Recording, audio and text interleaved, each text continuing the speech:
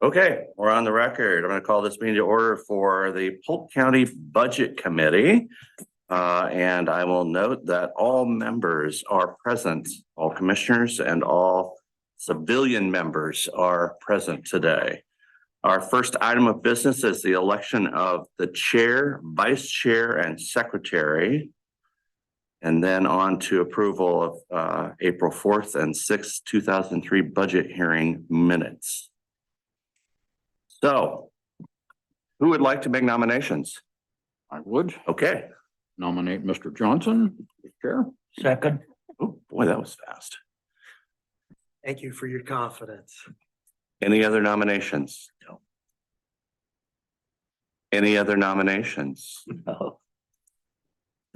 All right, I will close this nomination procedure for chair. All those in favor signify by saying aye. Aye. Aye. Sounds like that passes unanimously. Would you like me to finish this portion, Mr. Chair? Would you like to take it over? Go ahead and finish this portion. I'll take over when we get to the budget. Okay, Thank you. next up is for vice chair. I nominate Mr. Watson. No, If you don't mind, I have a problem. I may not be able to be here oh, okay, a little bit. okay. I nominate Mr. Hartman. Second, Okay, it's been moved and seconded to nominate Mr. Hartman as vice chair. Any other nominations? Any other nominations? Hearing none, I will close the nominations for vice chair. All those in favor signify by saying aye. Aye. Opposed, nay. I should have done that on the last one. Sorry. Sounds like that was unanimous. Oh yeah, officially, are there abstentions? I forgot that part too. Okay. Sounds like that was unanimous. So thank you, sir. And next for secretary.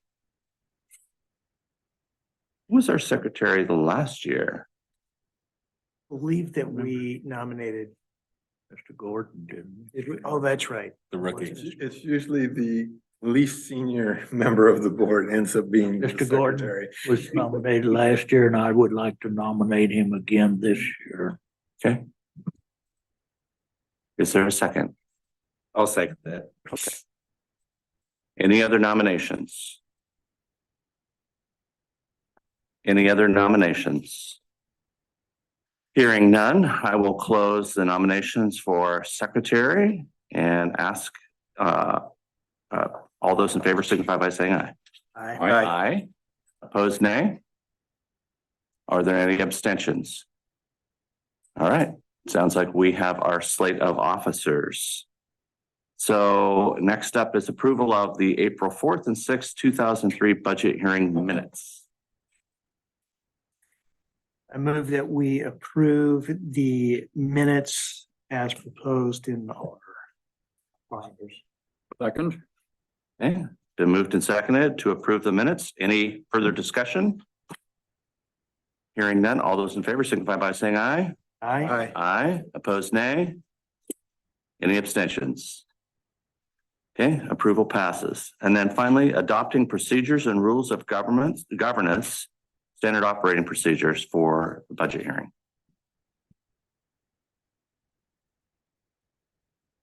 Move to adopt. I'll make the motion to adopt. Okay, second, been moved and seconded. Further discussion? Hearing none, all those in favor signify by saying aye. Aye. Aye. Opposed, nay. Abstentions. Hearing none, we have adopted procedures for rules of governance. Moving on to the budget message, and I will hand it over to the chair. Thank you. Mr. Hanson, if you would please give us your budget message. Yes, Mr. Chair. Members of the committee, included in your packet in the second section is the budget message along with a number of graphs and a discussion of revenues.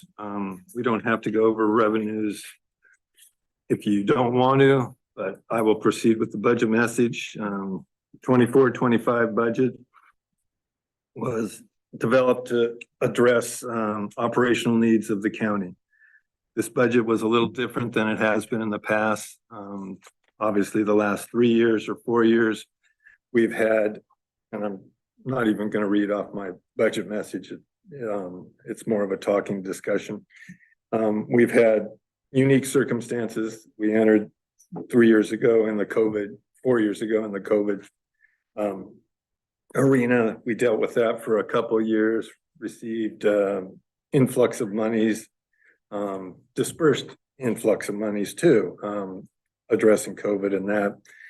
Then that was followed with ARPA funds, which gave us approximately $16.5 million in revenue that we distributed for a number of projects, some internal, some external. Probably the biggest external ones that we addressed were broadband, rural broadband, and upgrade to the communication system that serves not only the Polk County Sheriff and Public Works and our local government, it serves all the fire and all of the other police agencies that utilize our system, along with the Confederated Tribes of Grand Ronde. So we spent probably $3 to $4 million, probably closer to $4 million on those two projects alone. We used money to build a new building, the FCO building, or the Resource Center, as it's referred to in this budget, over in the S-Curves in Monmouth Independence. So we did a lot of good with the ARPA money. That ARPA money is basically eliminate, or we've utilized almost all of it. It's a small amount left in this upcoming budget. Theoretically, we have to have it spent by December 31st of this calendar year. However, there are some extensions that are being allowed, but we probably will not utilize any of those extensions. So that's kind of the history of where we are and how we got here. You're gonna see for the first time, last year we had basically a no growth general fund. It was a slight negative, both in FTE and in percentage of budget going down. It was like 0.14 and less than a half FTE. This year, that trend continues. We're gonna have a reduction in the general fund of a little over 2% and a reduction in FTE of 2. There will be some other funds that have reductions. Some of those were known reductions. Obviously, ARPA's a reduction, but ones of any significance, we have a reduction in our Public Works Department. That was known because we geared up for some projects. We've completed some of those projects. As a result, we've gone down. Public Works is very healthy, though fiscally, we'll be able to address the remaining projects adequately.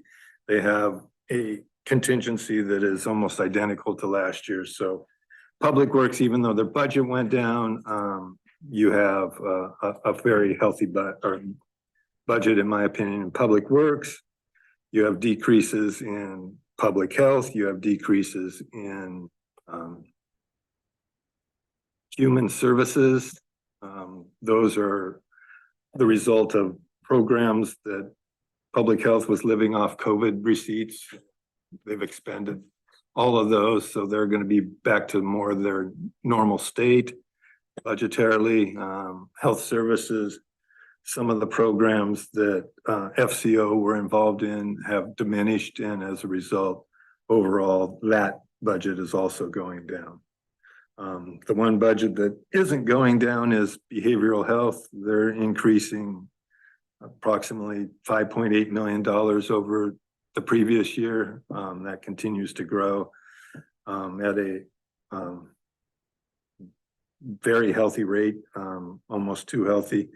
We will be reducing some of that this upcoming year. We are going to be building a new building adjacent to the Academy building on that property.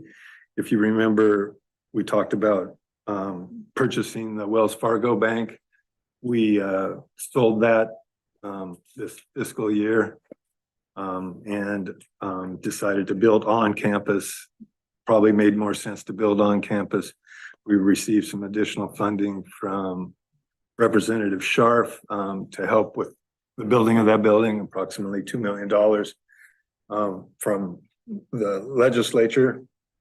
So behavioral health will be going down next year. Most of that building will be completed by the end of that fiscal year. There will be some cost remaining, but overall behavioral health should at least flatten out or go down. I never know how much money they're going to receive. The state continues to funnel money down to that program, along with doing a lot more of, in my opinion, state work. And as a result, it continues to grow. The tough thing about behavioral health is finding the people to do the work. And it's not just a Polk County problem, it's a statewide problem. As they push more and more programs out, there aren't enough people to provide the services within that field. And you have a bunch of entities competing for those people. And to get those people is now at an exponential cost.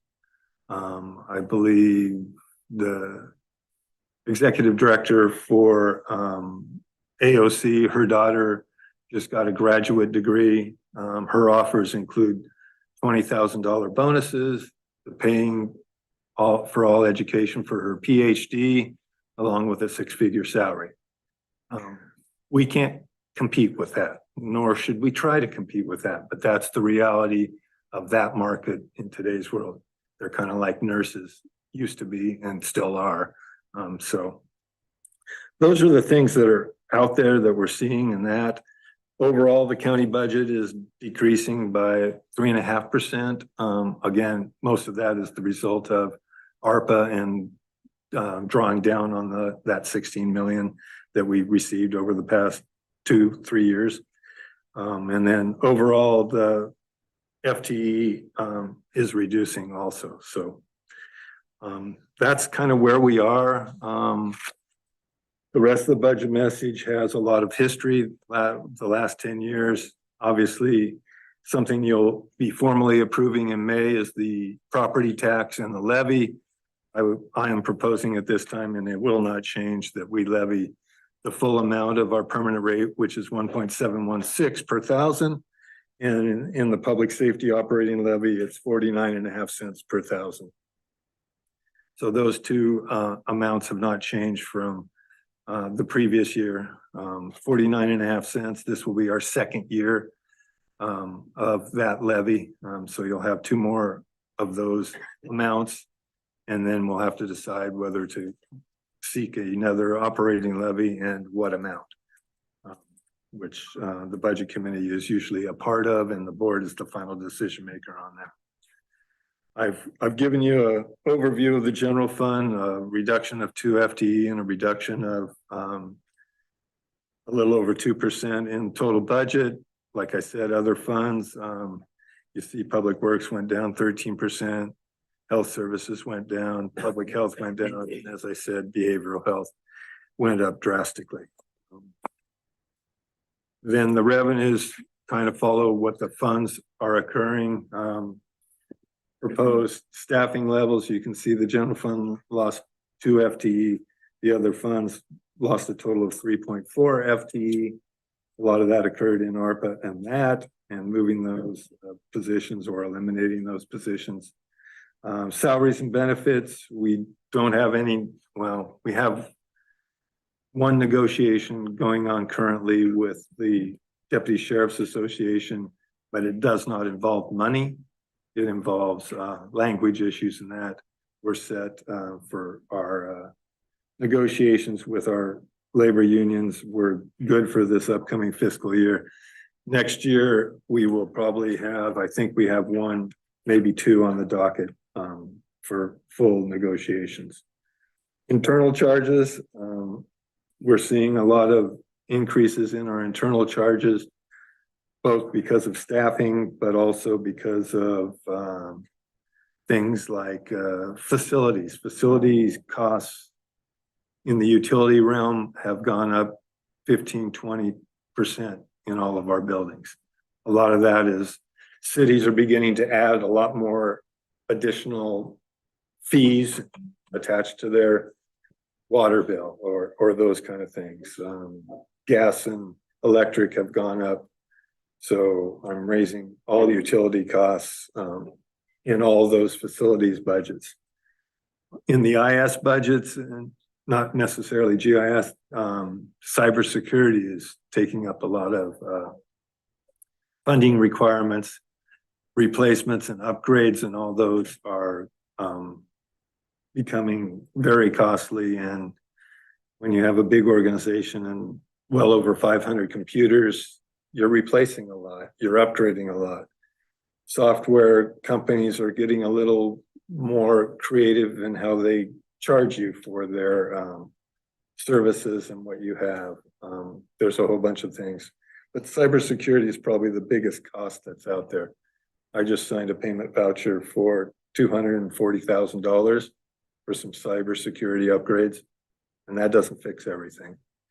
But the risk of, and we're just improving or lessening our chances of a cybersecurity attack. We aren't guaranteeing that we can prevent one. There have been a number of counties that have experienced cybersecurity attacks. They've been held for ransom. They've been down 3 to 6 months at a minimum and longer. Learning to do business without computers is relearning and rethinking and very manual cost, and your services to the citizen obviously is reduced also. So that is probably one of the biggest threats out there that we're trying to address and trying to prevent as best we can. But like I said, there are no guarantees. So we're just doing our best on that. You're going to see in capital outlay, nothing is really standing out. You're going to have Public Works has a big capital outlay amount in their expenditures, and that some of that's for right away. A lot of that's for equipment. In talking with Mr. Whitaker, our Public Works Director, that number is probably bigger than reality is going to be. We will probably make adjustments downward in the capital outlay. We will probably then shift those monies into their contingency because operationally we've taken care of at least all the projects that we know of at this time for the upcoming fiscal year. So there's a good chance that their contingency could grow by as much as $400,000 or $500,000. They're trying to figure out, we have some issues with our current graders. They're trying to figure out the best remedy for that. So we put the biggest number in that it could be, but reality is they're going to go with a much lesser fix. And as a result, we'll have that large savings in the capital outlay. Not anything unusual in the other capital outlays other than behavioral health. You'll see I have a $6 million allocation for the new building that's going to be built on the academy property. So that's probably your biggest. Economic development has $700,000. That's a placeholder that we've had in place for 15 years. That's in case we get a community development block grant. The county can apply for those, but it has to be project oriented, and usually the entity that is requesting that comes before the board. The board decides whether to submit an application or not. And we haven't done that, like I said, in the last 15 years. I think we've only done it once or twice in my history. Transfers, you're going to see a decrease in transfers, the support from the general fund to a lot of the other funds is either one, not necessary, or two, can't be supported at the level that they once were. Your big transfers are staying fairly constant. 800,000 for juvenile is probably your biggest transfer from the general fund. You have some other transfers that go into building improvement fund. They come from other funds, though, public works funds, the Public Works Construction Fund, that's to pay off loan amounts that we took out to build new facilities out there. Management Services transfers a large amount to the Building Improvement Fund for paying off some of those bonds for the Academy building and some of the monies that we utilized for the remodel of this building and the building of the new EOC. So like I said, contingencies in the general fund are decreasing by about $400,000. That's something that I wish was not the case. The goal would have been to keep it at about 3.5 million or 3.6 million. Last year's was closer to that amount. Contingency in public works, like I said, isn't that much different, and contingency in behavioral health continues to increase as their budget increases. Probably the biggest thing is in my conclusion. You know, we take pride in what we do for the public and how we provide our services, but the middle paragraph of that conclusion is looking over the next couple of fiscal years, the cost of doing business is beginning to outpace the operating revenues capacity that we have in certain funds. I really noticed it for the first time this current year in the general fund. That is one that I will have, like I said, I'm going to be working on trying to figure out solutions to that. But right now, it's not where I'd like to see it. Excuse me. And there are a number of reasons for that. Revenues are stagnant or have gone down. Our vacancy rate in our departments aren't existing anymore. The DA used to have at times 2 to 3 vacancies, maybe more. Oh, yes. Oh, yes. The same in both our jail and our patrol. They tend to be at full staffing now. So we're not generating the savings that we once were in those programs, and all those combinations. You know, the county decided to increase the level of that we could hire individuals at just to attract people. We used to limit it to step 2, which is more of a government thing on the level of incoming employees. We increased that to step 5. We might and probably will have to implement reducing that back to step 2, at least in the general fund and probably the management services fund. Behavioral health, not worth doing it for, you know, and if they even want to come close to competing, they're going to have to keep that, but they have adequate resources to do that. Public works, same way. They have adequate. So it's going to be an unbalanced thing, but we're going to have to look at the general fund, and I'm going to have to work on some ways to get back that stability and level off the decline that we're currently in. So that's probably the biggest warning. As I told Norbert, it's not a red light, but it's definitely a yellow and trending toward red. So, you know, like I said, I'm going to try to work over the next 6 months, bring proposals back before the board. I'll share them with all the budget committee members and get an overall consensus, but we'll be working on that. I will be working on that and talking to people. So that's where we are on the budget message. If you have any questions, I'm happy to answer. If not, you have these graphs that I can go through and the full proposed budget on 2 pages, quick synopsis of all the budgets, where we were last year and where we are this year. So your choice, Mr. Chair. Is there any? Sure. Yes. So if you would indulge me, I'd like to go back. Mr. Hanson has been appropriately diplomatic with his message, as always, has done a great job. Want to emphasize, though, for the record, for those that may listen or watch this broadcast and not read the actual budget message, the challenges that he did not actually describe with emphasis that I'd like to on salaries and benefits. So if you'll indulge me to read this, please. So PERS continues to be a serious financial issue for state and local governments. The employer rate for PERS will not increase this year as we're in the second year of rate adjustments.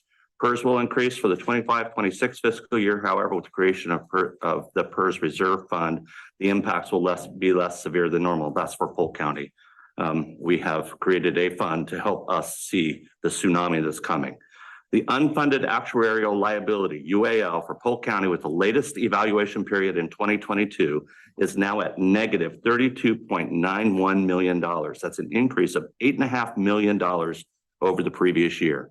The reason I want to make that statement is so that it resonates with people. This is the tsunami that we're dealing with right now. One of the biggest challenges that we have in budget because we can't do anything.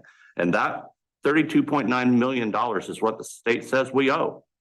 And we will pay it eventually and increase it at $8.5 million a year, for example, in a year that has been, well, 2022, I don't remember where we were in the rate return, but it could get worse.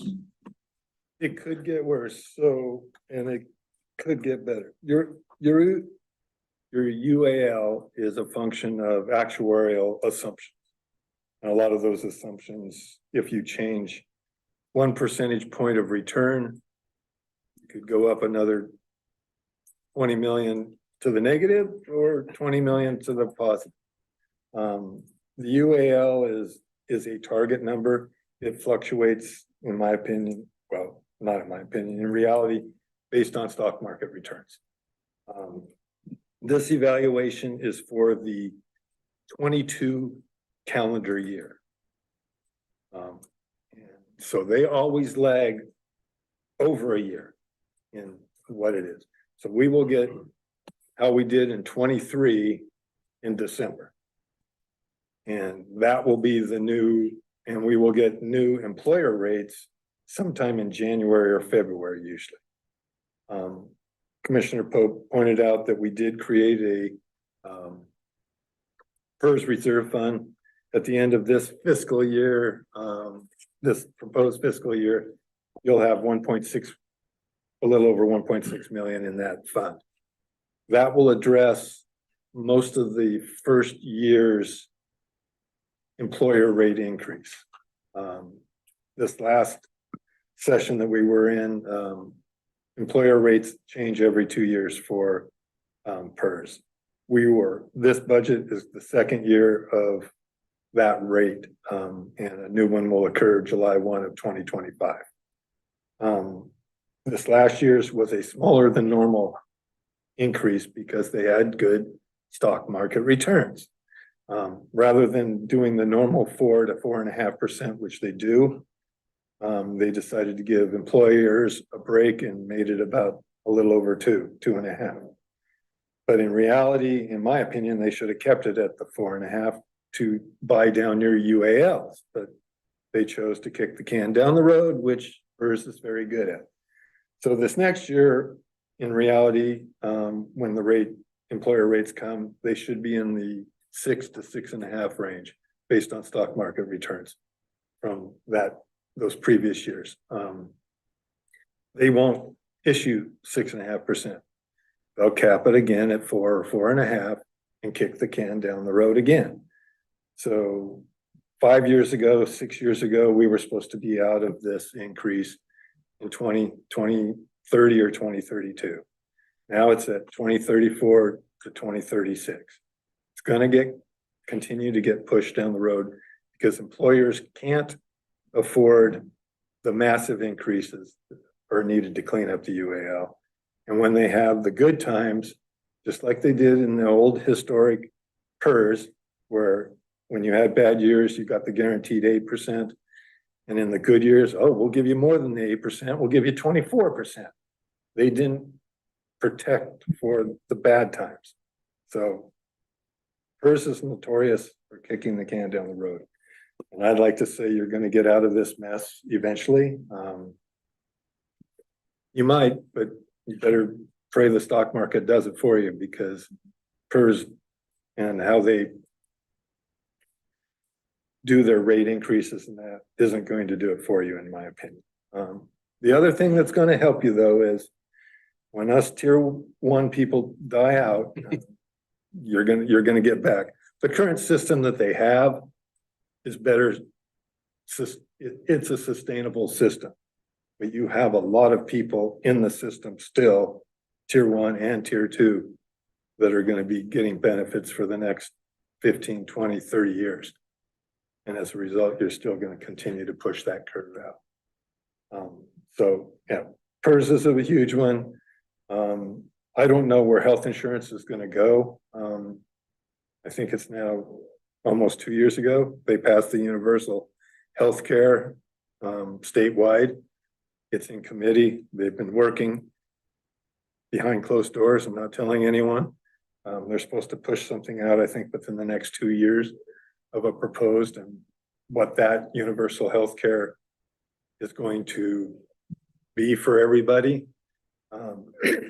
I don't think the general public is gonna like it, but the voters passed it. And in my calculations, if they push out what I think they're gonna push out, we will get a substantial savings. But our employees will get a substantial lesser health plan. And we cannot backfill that health plan. You are prevented from doing that. If they don't offer something in the health plan, you can add that to it. So if your new health plan only includes health and dental, but not vision, you could add vision. But we couldn't enhance health and we can't enhance dental. At least that's how I read what the proposal is going to be. So there's a good chance we could save $1 million+ in health insurance benefits. Obviously, if that's the case, our unions might want to get a piece of that action. But we won't control that. The state's going to dictate it, and we're going to have to live with it, which the state dictates a lot of things to us that we don't like, but we have to live with. So those are the things that are out there. PERS is not going to get better. Our PERS reserve fund doesn't solve everything. It just lessens the blows that we face these every 2 years. And like I said, health insurance is a big unknown out there in the future, and the cost of employees, I know, continues to go up. So those are the difficult things you have. And when you have, not a lot of new growth or new development, your tax base is going to grow at 3.5 to 4.5 max. That's going to be tough to keep up with some of the increases that you're facing. The other thing that is out there and is, and the commissioners can maybe talk better about it.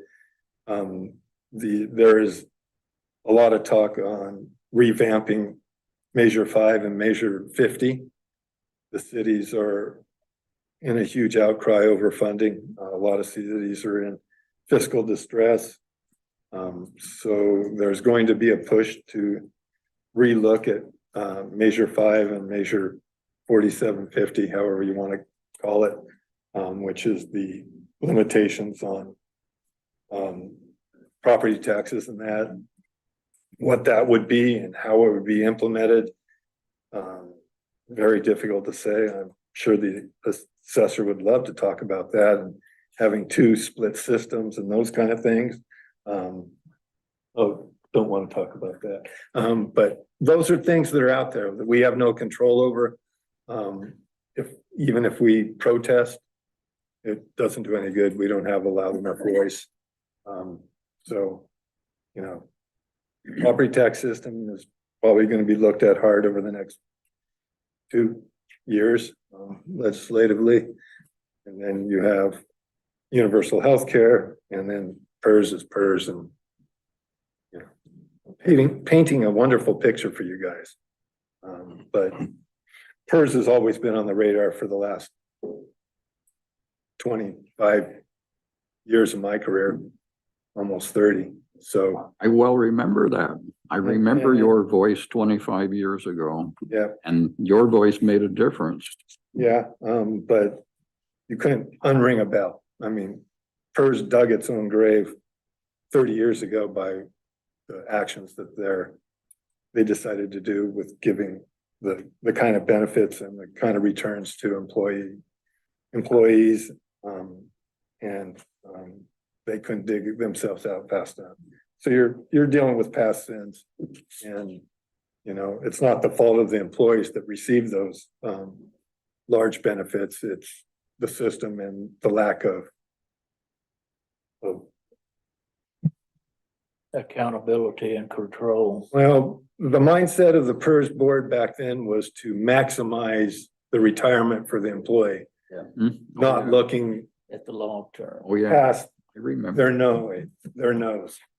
And they mismanaged, they didn't update things, they used, actuarial tables, death rate tables that were 20 years ago, and modern medicine, probably changed a lot from the 70s to the 90s. The length of life and the lifespan probably increased 5 or 6 years, but they didn't account for that. So they were guaranteed 5 years extra on average of extra benefits that they didn't think they were going to have to pay. So I could go on and on about PERS. So those are the things, and Commissioner Pope's right. It's a big issue, just like all those other things. And it's tough to keep up with that magnitude of costs associated with employees. Thank you for your presentation, Mr. Gordon. Quick question. So on the PERS issue, we're obviously still in a very bullish market, but markets go through cycles. Do you think the rate at which we're building up that reserve fund will help us for the eventual, backtrack of the market? No. Are we how do we conceptualize the rate of growth in that fund? You're not. It's not going to cover everything. but- No, you're not. It's gonna soften the blow when the PERS rate changes, and it's gonna change, and it's gonna change upward. Assuming that it's 4% and we have a payroll of $26 million, that's a little over $1 million increase. We're generating right now $800,000 increase. So you're not keeping up with the potential. And if it's 4.5%, you're probably down 400,000. Like I said, it will soften the blow, but it won't solve the blow. Anytime it's below 4%, you're probably able to address what you're doing. Yeah. We could increase the amount of that. But again, I didn't want to overfund it, because then you're sitting on money that the departments could have operated with. So you try to balance it. You're not gonna, and it's better to probably to balance it on the low end. But it's gonna soften the blow a lot, but it's not going to solve or unless the PERS rate for employers only increases like 3%, we'll be fine. But I don't see it happening 2 cycles in a row.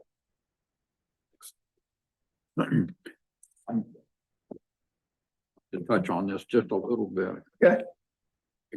So I'm 80 years old, and I remember a lot of past history. So I was here when Greg was experiencing, your second or third year doing what you're doing now. 1996, yeah. And his voice here in this room started what happened to changing PERS right here. If he'd not spoken up, things would have gotten a great deal worse in this state. I remember I was involved in a couple of different organizations in the private sector. One of them brought in experts from other parts of the United States to talk about what was happening to PERS here in Oregon. It was a big thing. The Oregonian newspaper had continuous articles about it. Everybody was talking about it. It was a big deal. He started it.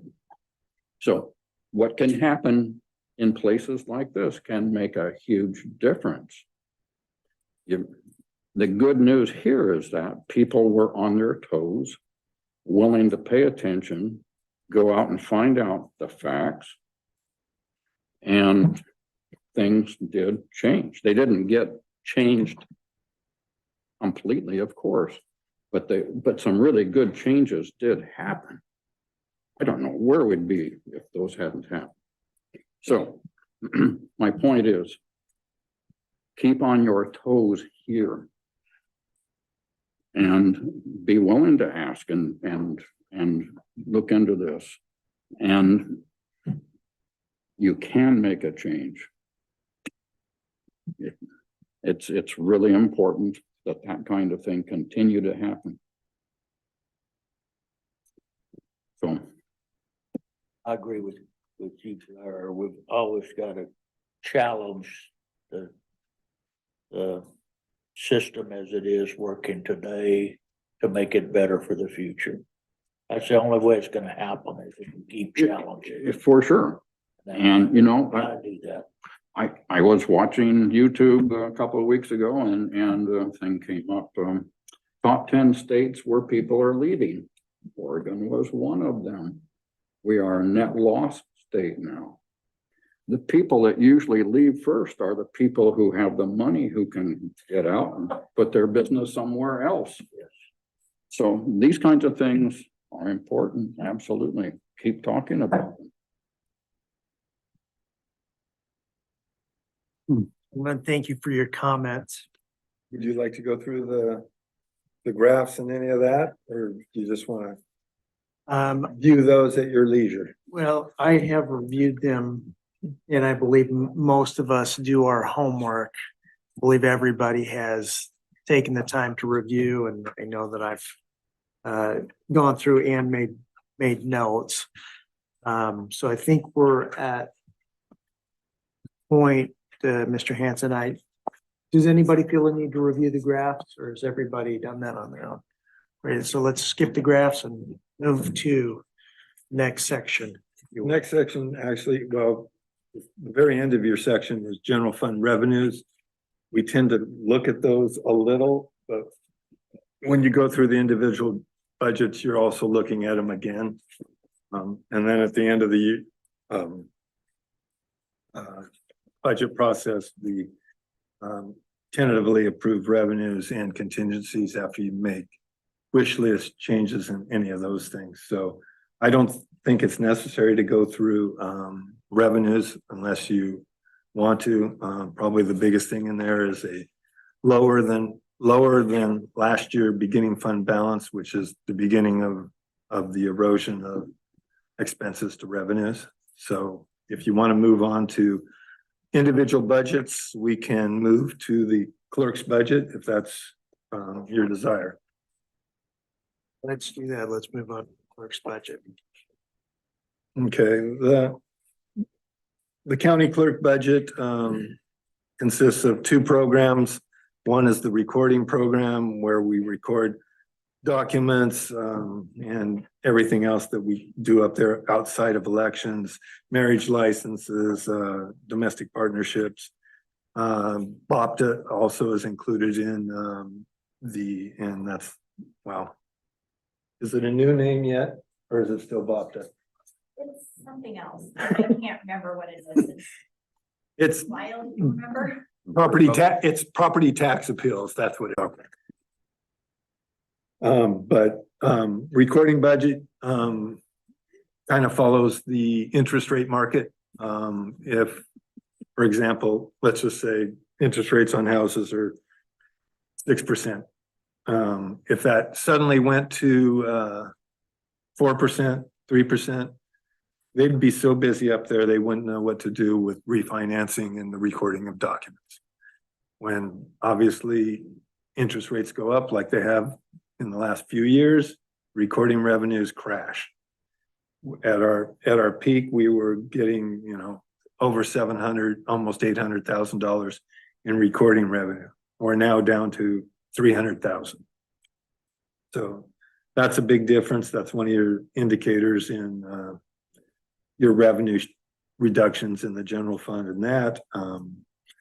But overall, the recording budget is pretty much a status quo budget. Not much changes, not much fluctuations in revenues. So we should be getting $300,000 to $325,000 in revenue. The other program that is in the clerk's budget is elections. Obviously, this is a big election year. You have the primary in May, and then you have the big general election in November. You will probably get voter turnout. Probably not as big as in May past presidentials because your candidates probably are going to be almost determined by then on the Republican and Democrat side. But I guarantee that your turnout for the November election will be very big, and November election will be in this budget year. You can see that registered voters are continuing to grow. That is a result of motor voter registration and that. I remember when we were breaking 40,000 registered voters. Now we're at 64,000.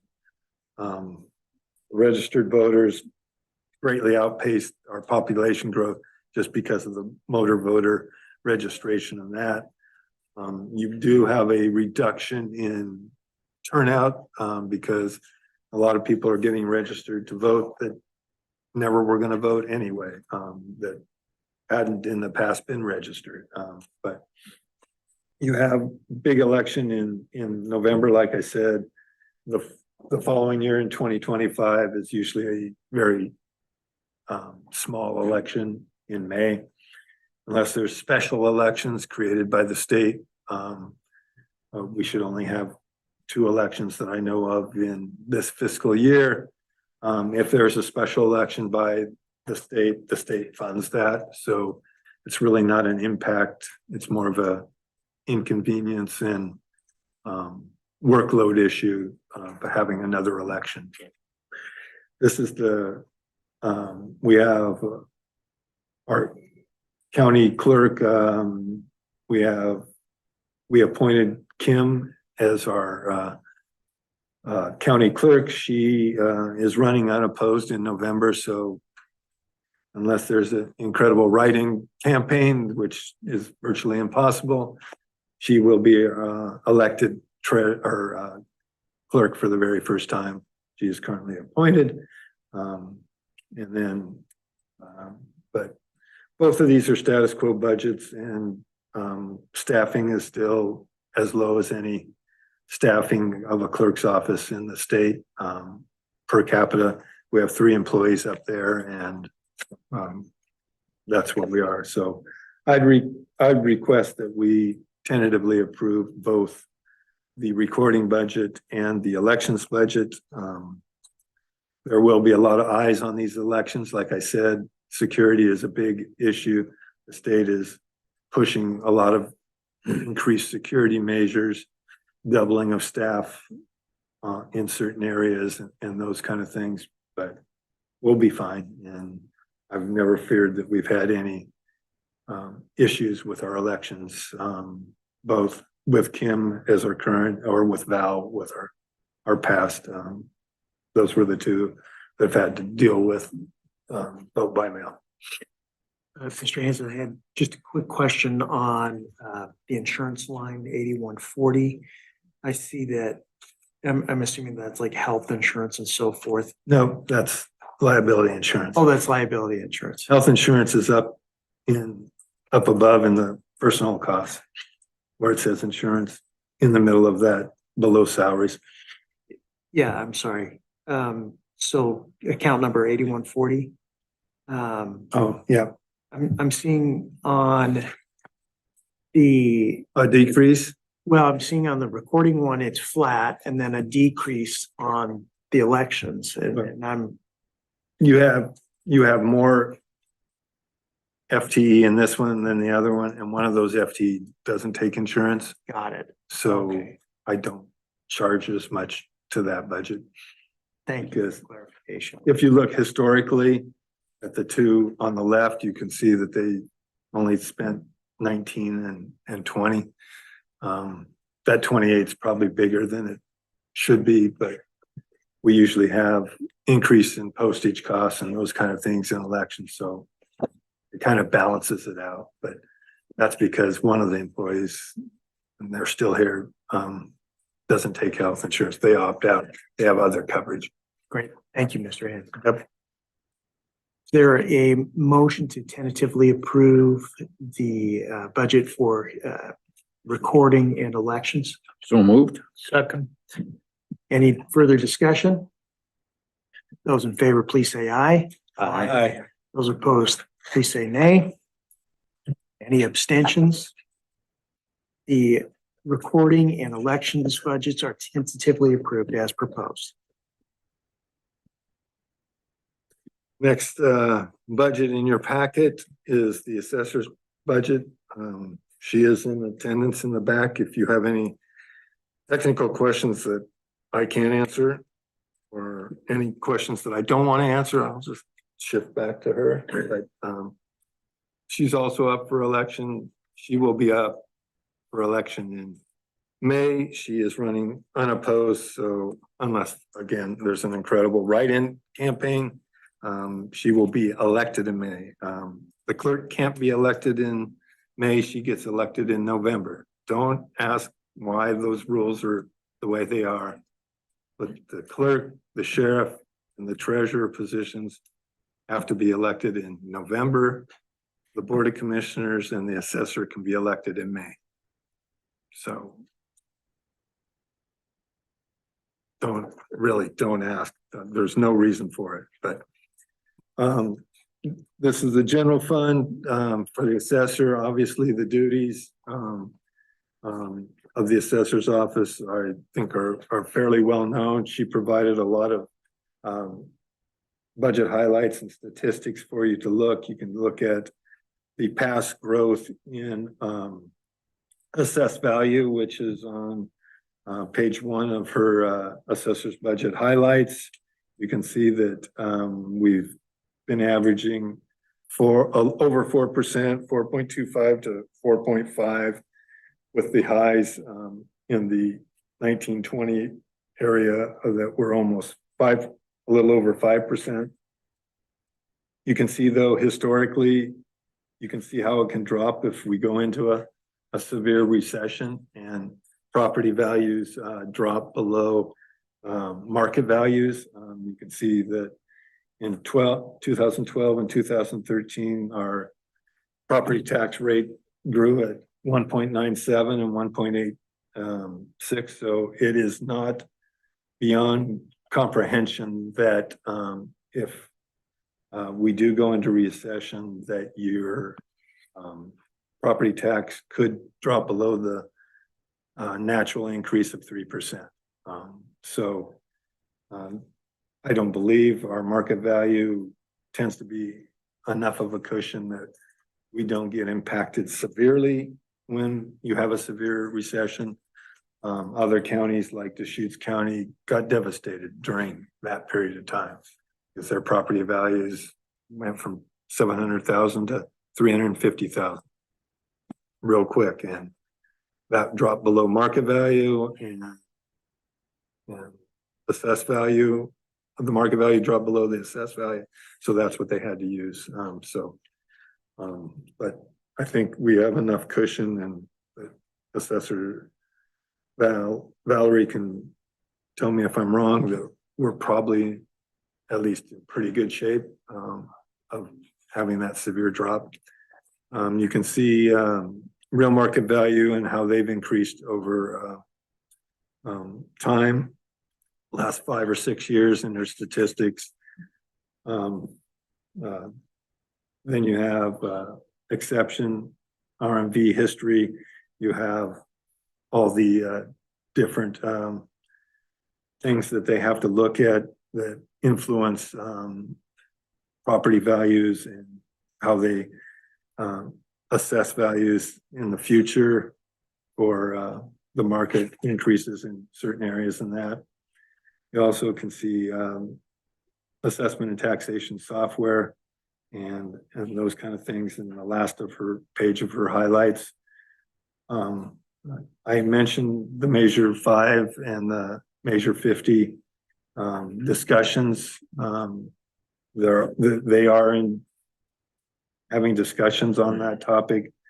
The critical thing would be how to implement something new, and it's taken a long time to develop the software packages, and it's always in an upgrade state. I think our A&T package that was initially developed in Polk County is now being used by about 20 plus counties. So yeah, if you're small, you still can develop something good. And now you have a lot of counties much bigger than us and much smaller than us utilizing the system that was created in Polk County. You're talking a very difficult time to implement anything that the state or the citizens of the state may do in changing Measure 5 and Measure 50. But it's something that is out here. It's not a reality yet. And hopefully, if it becomes a reality, there is enough time to implement a system that allows us to do everything the way we do and the accuracy that our system currently has. You have requested budget and proposed budget that are different. The biggest difference in that is temporary part-time request. The assessor was requesting some temporary part-time assistance in helping her digitize, or not digitize, but electronic records to move things from paper to electronic form.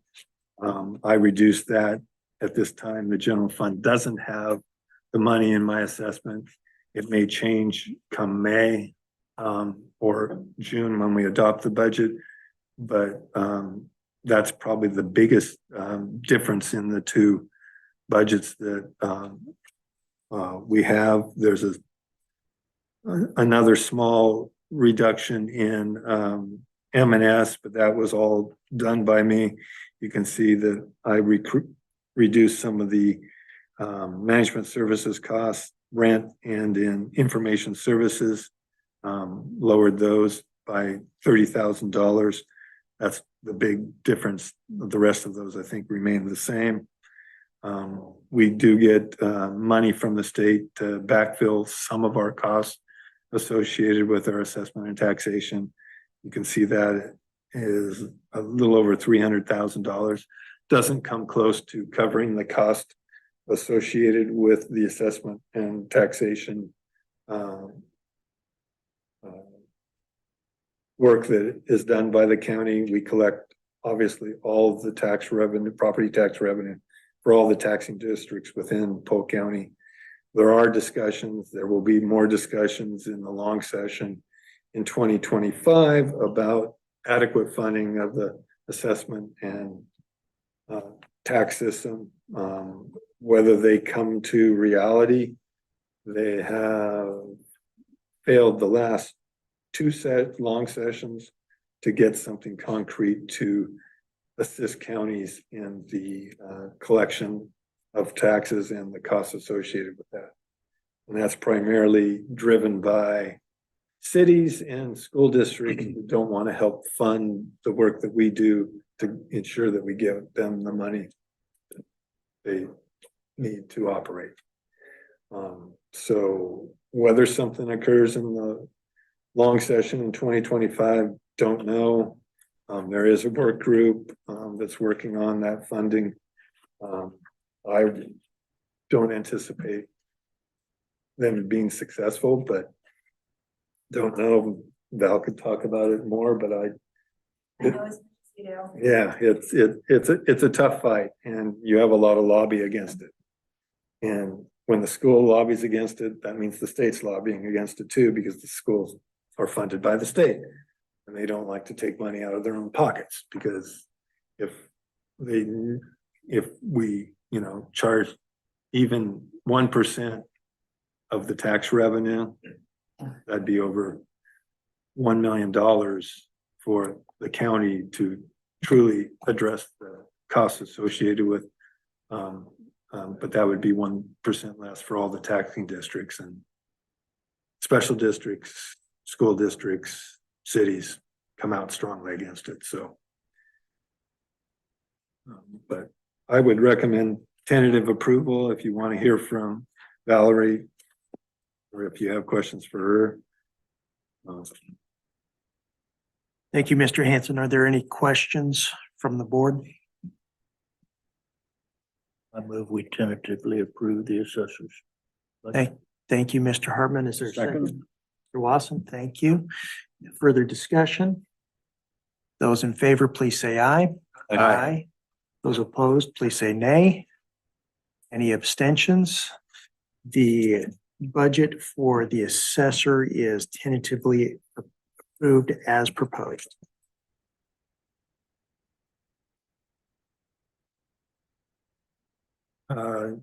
Next two budgets in your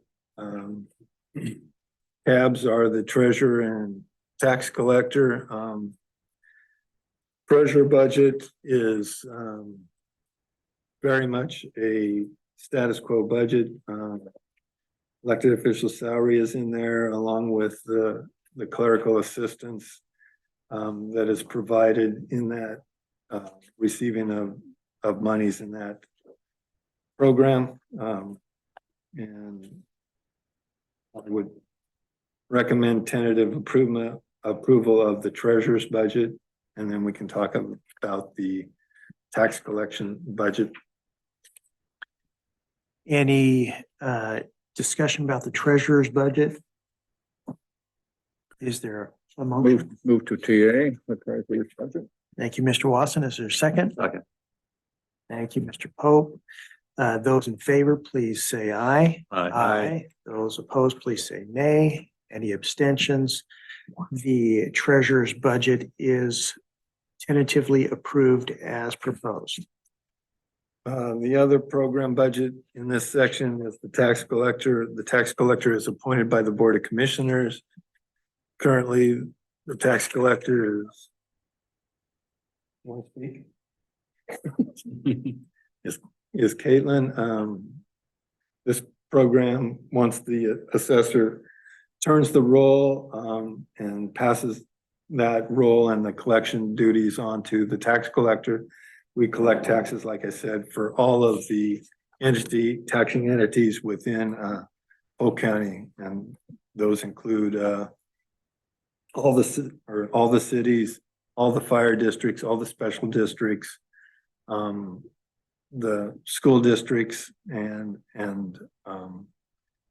obviously the county. Those are all of your taxing districts, and we have many little taxing districts and obviously major taxing districts.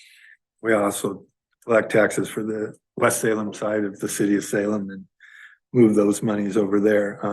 Like I said, we collect almost this year, this fiscal year will be over probably close to $130 million that we collect for all the taxing entities and get that distributed to them. Tax rate collection ends up being about 98%. Then you get back taxes and it ends up being about 100% of what you levied for that current year. This again is pretty much a status quo budget. You had some increases in management services costs and some reductions in TE. Last year we budgeted a little wonky, so we reduced those. The actual budget for the clerical was higher than it was supposed to be, and somehow I missed that. So this year, the tax collection budget will have a carryover on expenses, but this year it's more accurate in what the cost is. So it looks like there's a big decrease in personnel costs, but it truly isn't. That was more of a missed budget on the 125,000 on the top line item last year. So you can see we don't collect a lot of monies for the actual tax collector budget. We just collect a lot of monies for everyone else and then distribute them to the entities. So Any discussion on the tax collector budget? Is there a motion? Most move. Second. Thank you, Mr. Mordhurst and Mr. Pope. Those in favor, please say aye. Aye. Those opposed, please say nay. Any abstentions? Tax collector budget is tentatively approved as proposed. got you on time. Next budget is the district attorney budget. District attorney's budget has 4 programs in the general fund: prosecution, medical examiner, support enforcement, and victims assistance. He also oversees a fund outside the general fund called the CAMI Fund. And then there is another section in his budget tab area, CASA, which he doesn't oversee. Historically, way back when, he oversaw that program. But we moved it out of that, and they're kind of their own independent entity right now. But they're still with receiving general fund funds from the county. So I will talk about prosecution first. DA is here in attendance and can support people. Talk about any of the statistics that he has. He provided a lot of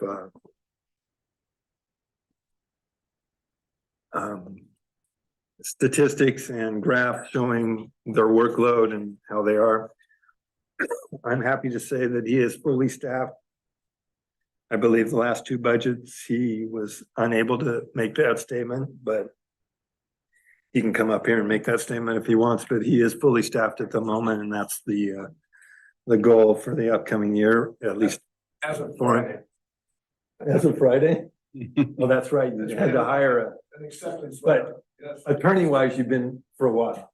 No, as of Friday. Oh, really? We had an offer made and acceptance as of Friday. Oh. Okay. Your actions. All right. Okay, so we can go through if you have any questions on any of the graphs or that, Aaron probably should talk about those. His main budget, or the first program budget, is prosecution. Historically, prosecution used to have victims assistance within that program budget. We split that out well over a decade ago. Support enforcement has been its own program budget, but prosecution wise, FTE are remaining the same. And the materials and services over what was requested and what was proposed is reduced, but a lot of that, or some of that, was a reduction in management services costs and that. But overall, no reduction in FTE, and budget went up a little over 100,000 over last year. Not a huge increase for a budget this size. The next one is program budget is medical examiner. This is a program that we separated out, somewhat like the victims assistance. This is a service that we need and are required. We don't have a dedicated medical examiner in Polk County. we contract that service out. I think there are a number of individuals that provide that service. How many are on the medical, is it 3 or 4? Approximately, five. Five? Okay. They are either retired or do this part-time for us. They also, I believe, provide some of those services at the Marion County side also. So, this is a very small budget. Since we went this route, I think there's only been positive results. And we'd like to continue that method of how we provide those services in the county. Support enforcement, it was created back in the mid-80s when I started.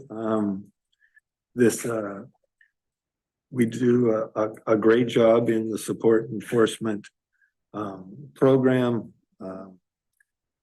Most of this, or 2/3 of this, is funded at the federal level and state level. So if you make reductions to this program, you're only saving 33 cents on the dollar.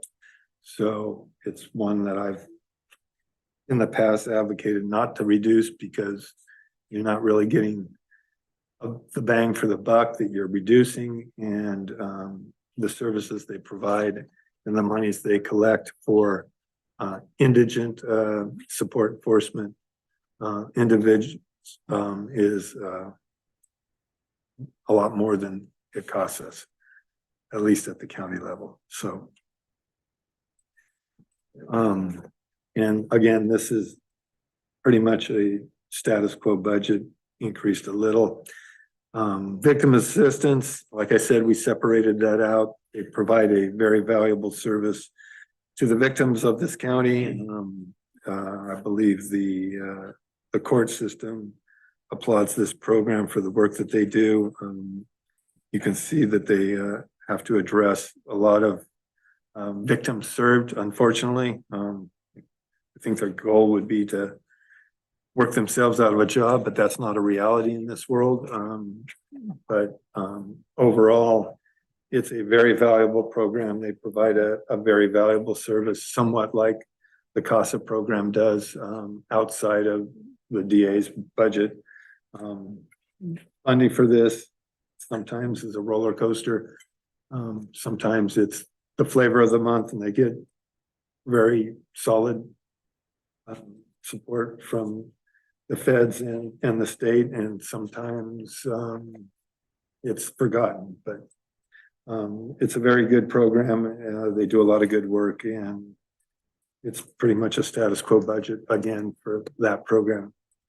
Those are the 3 general fund programs that the DA that he has. And you could do those separate of the CAMI fund. The TA process for the CAMI fund is a little different than the general fund. So I'd recommend if you want to TA the 4 general fund programs, the prosecution, medical examiner, support enforcement, and victims assistance, I would do that now, and we'll do CAMI separate. Thank you, Mr. Hanson. Any discussion on the 4 general fund programs in the DA's office? Do I have a motion to tentatively approve prosecution, medical examiner, support enforcement, and victims assistance? So move. Thank you, Mr. Hartman. Second. Thank you, Mr. Pope. Those in favor, please say aye. Aye. Any opposed, please say nay. Any abstentions? So prosecution, medical examiner, support enforcement, and victims assistance are tentatively approved as proposed. The next program is outside the general fund. It's the CAMI fund. You will have to tentatively approve both resources and appropriations in this program. That's why I said it's a little different. You tentatively approve in the general fund just the appropriations, and then we do the revenues separate because there's so many different revenues that provide monies to the programs. CAMI fund is funded basically through state operating grant and beginning fund balance. At times we this budget has gone up and down. A lot of it is on the timing of monies we receive or don't receive from the state. But we've begun to reduce the beginning fund balance.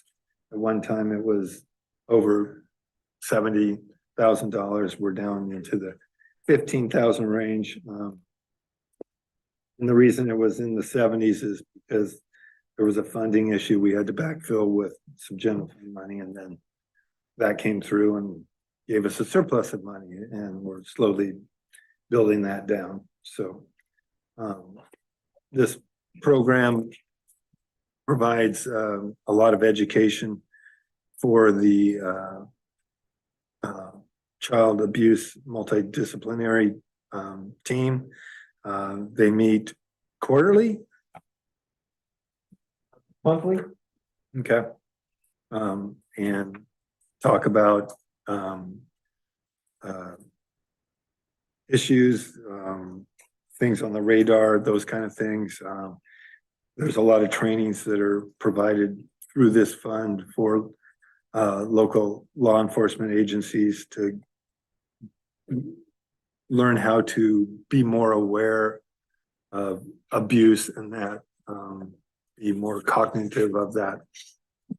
So I would recommend tentative approval of both the resources and the expenses for this department or this fund. Before we get to that, I have a question about the contract services. I see that that's where a big chunk of the money's going, and I just want to understand what those contract services are. Is that a question for? We send monies to Juliet's house and Liberty House? Thank you. That answers my. We don't have our own, Understand. Yep. but Liberty has locations both on the Marion County and Polk County side. Juliet's house is, I think, up in McMinnville. Okay. Right. So that's where the contracts services are. And then you'll see there's also a chunk in workshops, and that's training for staff and local law enforcement to heighten their awareness of abuse and seeing those types of And things. in keeping with that theme, you know, I see that we had adopted 104,418 for the previous budget, but we're at 86. So is the reality that we didn't really spend 104? Like I said, we've been whittling down the beginning fund balance, so that number is where we tend to whittle it down. We send monies, like I said, to Juliet's and Liberty.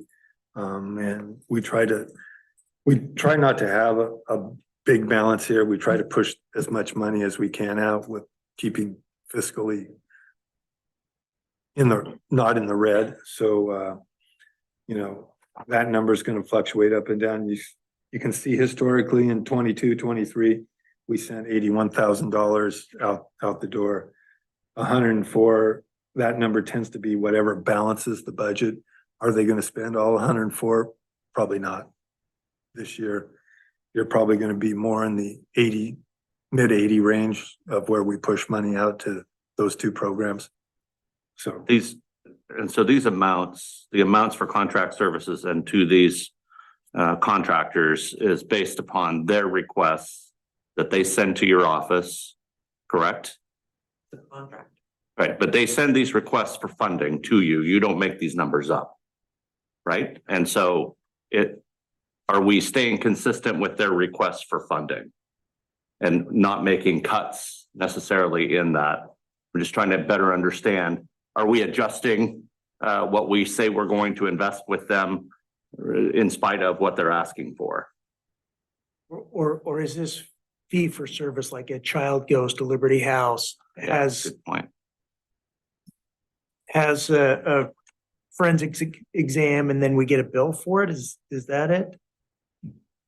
So the contract is a little bit different for Liberty House and Juliet's house. So for Liberty House, which is in Marion County, we pay a quarterly contract fee to them. They bill us regularly for that.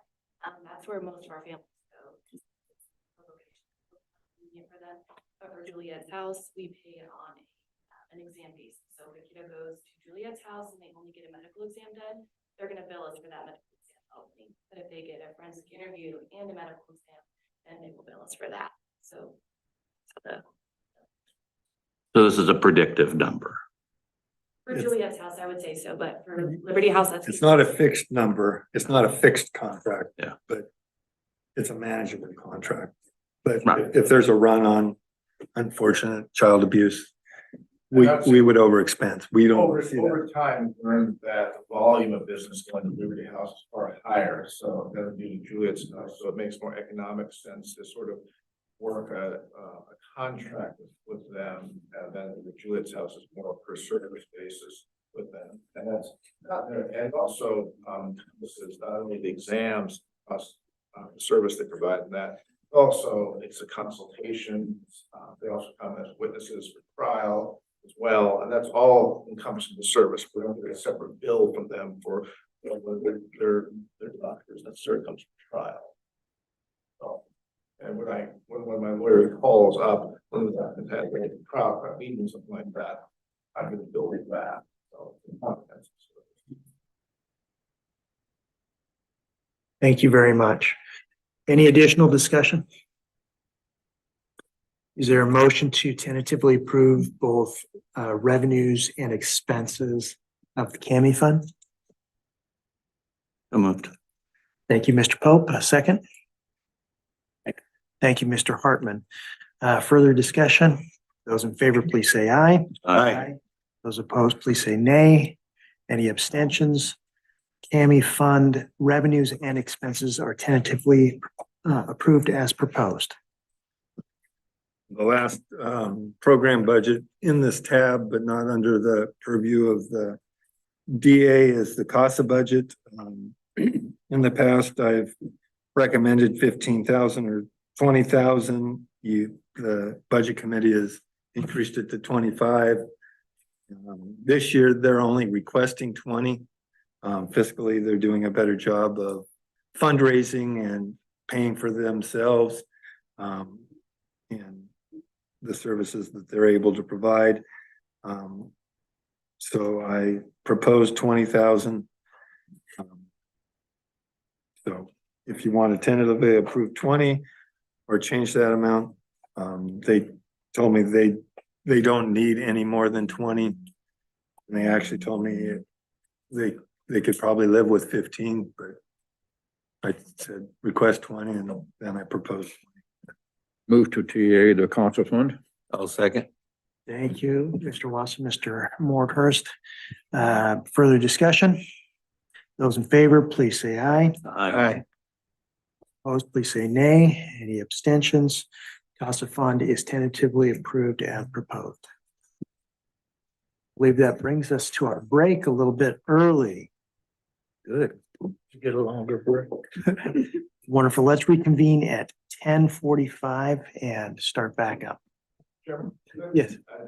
We're off the record. I just wanted to say something, and then thank you for your We're attention. not off the list. Let's get, I was glad that Ms. Filipponi and Ms. Pena were able to be here. I just wanted to point out that one of the reasons I was glad Ms. Pena was here, not only to give you information that was relevant to your question, Mr. Pope, but also that this is the last budget that Ms. Filipponi is going to prepare for this group. She's announced her retirement this year. I've asked Why? Ms. Pena. What's you don't like us now? What We happened? didn't approve that. So it's gonna be a tremendous loss in terms of, for us, obviously, but we are have the gain in that Ms. Pena, who is just had to walk out for a 10:30 meeting, has agreed to step up and try and fill Ms. shoes as our next office manager and budget officer. She will be the one helping next year prepare the budget and answering the questions that I can't answer for you. So just wanted to let you know that. thank you, Mr. Felton. Thank you, Mr. Chairman. Thank you for all those years. All right, we'll call to order the Budget Committee after our break. Mr. Hanson, I believe we left off at the sheriff's budget, if you'd like to present that. Yes, Mr. Chair, members of the Budget Committee.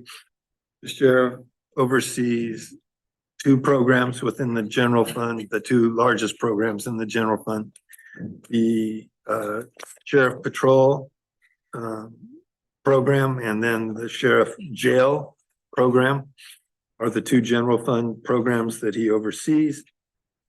Animal control and marine patrol are outside the general fund. Both receive a general fund transfer. Those funds are under the supervision and management of the sheriff's office. So we will start with the two general fund programs. Obviously, the patrol division is the most visible of the two sheriff programs. These are, oh, he's still here. Oh, not us. This budget has a reduction of one FTE in the proposed budget. The goal is to get that additional FTE back. The position that I eliminated was the one that was funded by the state mental health grant for MCRT, which is the Mobile Crisis Response Unit. The state of Oregon, in their wisdom, have decided that involving law enforcement in a mobile response scenario is bad and only raises the chances of conflict. As a result, they are unwilling to fund the law enforcement portion of an MCRT team. We operated it still this year. They really didn't have, mental health didn't have staffing for it. So we've still been operating it, but that position is no longer funded, and the general fund at this time in my proposal doesn't have the support necessary. But if funding becomes available, that would be one of the positions, if not the first one, that I would restore. The rest of the patrol budget is pretty status quo. You'll see the replacement of 3 vehicles in capital outlay. The cost of vehicles aren't getting any cheaper. We have 150,000 there. I did reduce information services and rent for the sheriff patrol to reduce the impacts of increases in those costs. You can see that overtime is a big expense within the sheriff's department. That's partly the nature of their business due to union contracts, but also bringing in officers in their off periods of time or holding them over for court. That's just the reality and the nature of the beast. The other things that are large costs in within the patrol division are contracts, other agencies, and that's probably the biggest, along with fuels. Our fuels are we operate both on gas, but mostly on propane. So, and then software and maintenance. We'll be in the process of using ARPA funds to replace all their MDTs, which are the in-car computers. All of them will be replaced. That's going to be about $140,000, $120,000 replacement for those. We've begun that, I think, currently on 2, and then after deciding whether we want this computer, we will be buying the rest and installing them throughout the start of the fiscal year for 24-25. Sheriff provided statistics in the patrol division. If you have questions on those in any detail, the sheriff is here to answer those questions. The other program within the general fund is the jail program. It's not really a program, it's the county jail County jail is now 27 years old. 26. I think it was completed in 1998 after the passage of a bond in 1996. The statistics provided by the jail, you're able to provide a lot of statistics in the jail because everything is tracked and you have a lot of ability to provide information associated with the jail, costs associated with the jail on health and welfare and number of inmates and bookings and all of those things.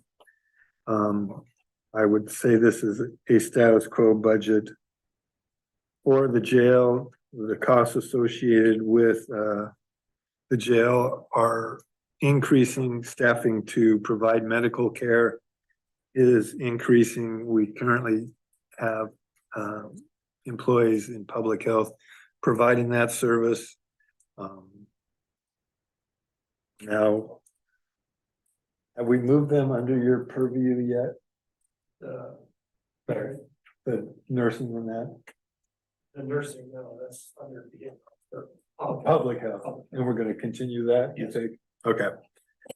All right, but we also provide behavioral health services in our jail. That would probably grow in time. We do contract out beds to agencies for jail beds. But the cost associated with the program continues to rise, and the medical costs are something that the legislature will be looking at again, because those costs are driving up the cost for all, both prisons and jails across the state. So whether we can have them covered under OHA and Oregon Health Plan while they're in our custody is yet to be determined, but it is a big cost. And then you also see a big increase in rent. A lot of that's associated with utilities, not the number of staffing that we do to maintain the jail. We've put a lot of money into the jail recently. 3 years ago, 2 years ago, we put on a new roof. We just did security cameras. That was about 1.6 million. We still need to buy a jail management system. That's next on the replacement list for them. We will probably use ARPA dollars for that, what we have remaining. So the two programs obviously are 14 and almost $15 million when you add both of them up. They are almost half of the general fund. So public safety is a big cost associated with our general fund and the services we provide. When you add up all of public safety, if you include community corrections, district attorney, and the transfer that we make to juvenile, it makes up approximately 70% of our general fund. So most general funds in counties are law enforcement driven, and that's where the big costs associated with general funds lie. So if you would like to hear from the sheriff, he is available. If you want to tentatively approve the two budgets for both the jail and patrol, because they are general fund, they, like I said, require a little different TAing than the dog control and the marine patrol. I would move to approve patrol and jail as presented. Thank you, Mr. Mordhurst. Thank you, Mr. Hartman. Any further discussion? Quick question. Mr. Hanson, I assume the 40% increase in medical care in the jail is due to increased bookings and increased cost per. It's due to a number of reasons. During COVID and the amount of funding we were getting in, public health was having way too much funding. Gotcha. And as a result, we didn't charge out the sheriff appropriately. And now they're bearing the full cost. This will be Of that. status quo, probably, Well, for the foreseeable future. the other things you're beginning to see are a lot of individuals who are getting booked into our jail, having major medical needs and requiring the sheriff's office to scramble. Some that have declined medical services until they get put in jail, and then voila, oh, now we need these services. As hence, that's why there probably needs to be a change in legislation. The sheriff can talk more about that, but the costs associated with those inmates, our goal is to release them if possible, but if they're in jail for certain crimes, that is not a possibility, and it can become very expensive addressing those needs. We've had people with $1,000 a day medical prescription needs. We've had people seeking brain surgery. Those kind of things are not cheap when you're paying full boat. So if If I arrest you. if I have hip surgery scheduled and I get arrested, do you cover that then? No, not something like that. It would have to be like some, where our medical staff says, this person needs treated, or they're gonna be seriously hurt or injured. or sick. We're in charge of your health and welfare. Hip replacement technically isn't a, It's non-emergent. yeah, it's a But open choice. heart surgery would But- be. But open heart surgery possibly, so There you go. we're gonna arrest Blair. Just before the first of next month.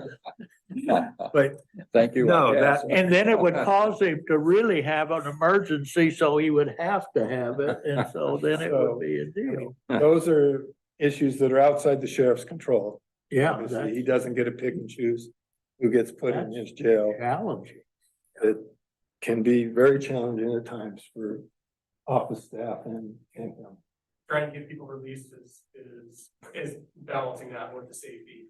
And Yeah. really looking at case by case. But if they're in there for a serious crime, it's on us. Yeah, it's We gonna. can't release, obviously, if they're well, in it's there gonna for a continue to- minor crime that may not pose a risk to the public safety in that, then probably the fiscal needs outweigh the safety Yeah. concerns. So, but it's a balancing act and it requires the cooperation of the courts and the sheriff and his staff working to see if what we can do and make that possible. Mr. Hanson, in your earlier comments, you had referenced a jail management system. I don't know what that means. So they have there's security software that manages all the security within the jail. Then there's a jail management system for booking, meals, those kind of things, medical needs, all that. Ours is antiquated and archaic and needs replacement. The sheriff's office and his staff have looked. They were looking at systems, then we kind of put it on hold till we finished the security and camera upgrades and that. And now they'll be back looking at the best system. I think they're kind of narrowed down to a couple. There's 3 or 4 that we're interested in. Right, so they're gonna look at those, look at facilities that in the area that may have those and see what they like best, and then we'll try to balance cost and what's best for them and replace their system that needs to be replaced. Thank you. Further discussion? I believe that there's a pending motion and second to tentatively approve both patrol and jail. Those in favor, please say aye. Aye. Those opposed, please say nay. Any abstentions? Patrol and jail budgets are tentatively approved. One of my favorite funds, the dog fund. This budget is actually gone down. We were looking to staff an additional half-time person in dog patrol. That position didn't come to fruition. We're back down to the one person providing the service and clerical support for licensing and that. This is, again, a pretty status quo budget. We do have a issue in being able to house our dogs. We have been contracting with the Humane Society over on the Marion County side. They've put us on notice that they really don't want to do business with us anymore.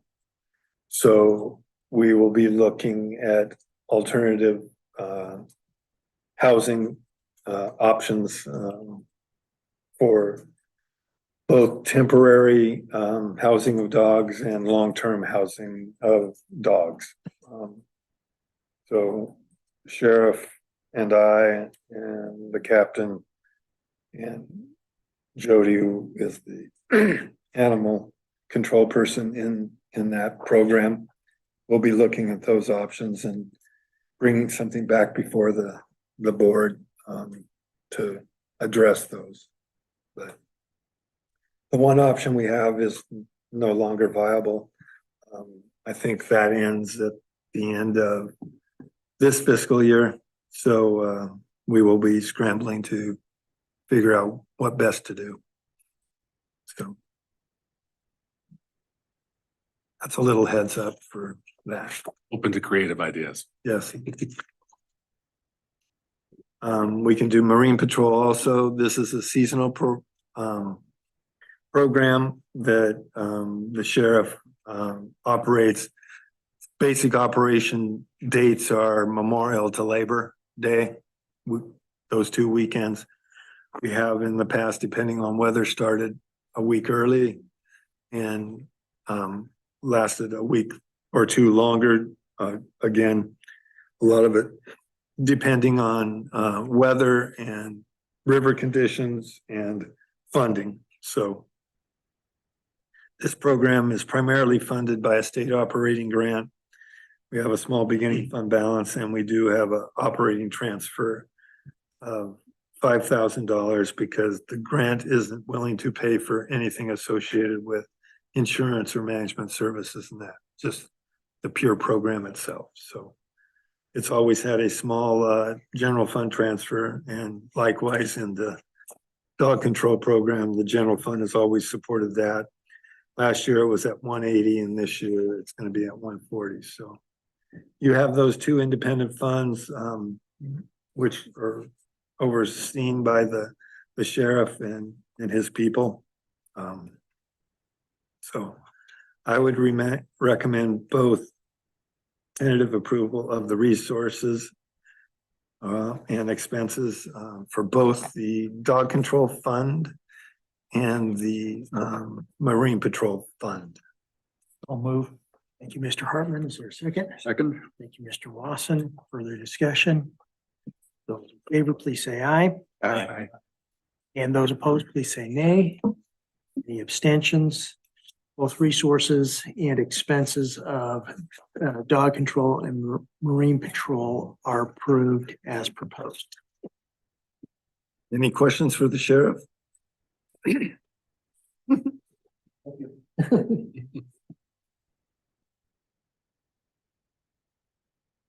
All righty, if we're ready to move, we go to community corrections. I think Jody is in the audience, unless she snuck out behind me. Okay. Both of Jody's programs are within the general fund. We have the community corrections, parole and probation program, and then we have the community service program. I will start with community corrections program, parole and probation. This is funded or primarily funded by the state through either grants and or 1145 funding, which was the legislation that put community corrections back to county control. there are provisions that the county can opt out of community corrections if funding falls below a certain level. Historically, they don't allow it to fall below a certain level. It has occurred in two counties, Douglas County and Lynn County have opted out, and they did that early in the process back in the 2000s.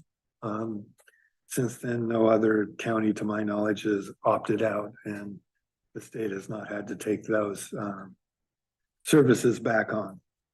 The state quickly learned when they took on Lynn and Douglas County that it cost them more than the money that they were trying to save by not funding. So they try not to let that. Now they get creative on formulas and how they allot money and those kind of things. And it's getting more difficult to get adequate funding for community corrections. So that game is always in line. Last year, we technically budgetarily did not reduce any FTE in her budget. However, as soon as she had vacancies, I had Jody not backfill those vacancies because of inadequate funding from the state. We had two vacancies or two people that left the county for other jobs and have not filled those positions. This year, her funding was going to be to the level that we wouldn't be able to fund those two positions. However, they got some emergency funding in the short session that allows her to fill one of those back in. So as a result, the reduction in FTE is only going to be one in community corrections. I believe she's in the process of hiring that position. We haven't hired it yet. have we? We just moved somebody into that. Okay. So that funding will be coming. You can see that other than that, I would say it is a fairly status quo budget. I did reduce an M&S and those kind of things, but we'll make that work over time.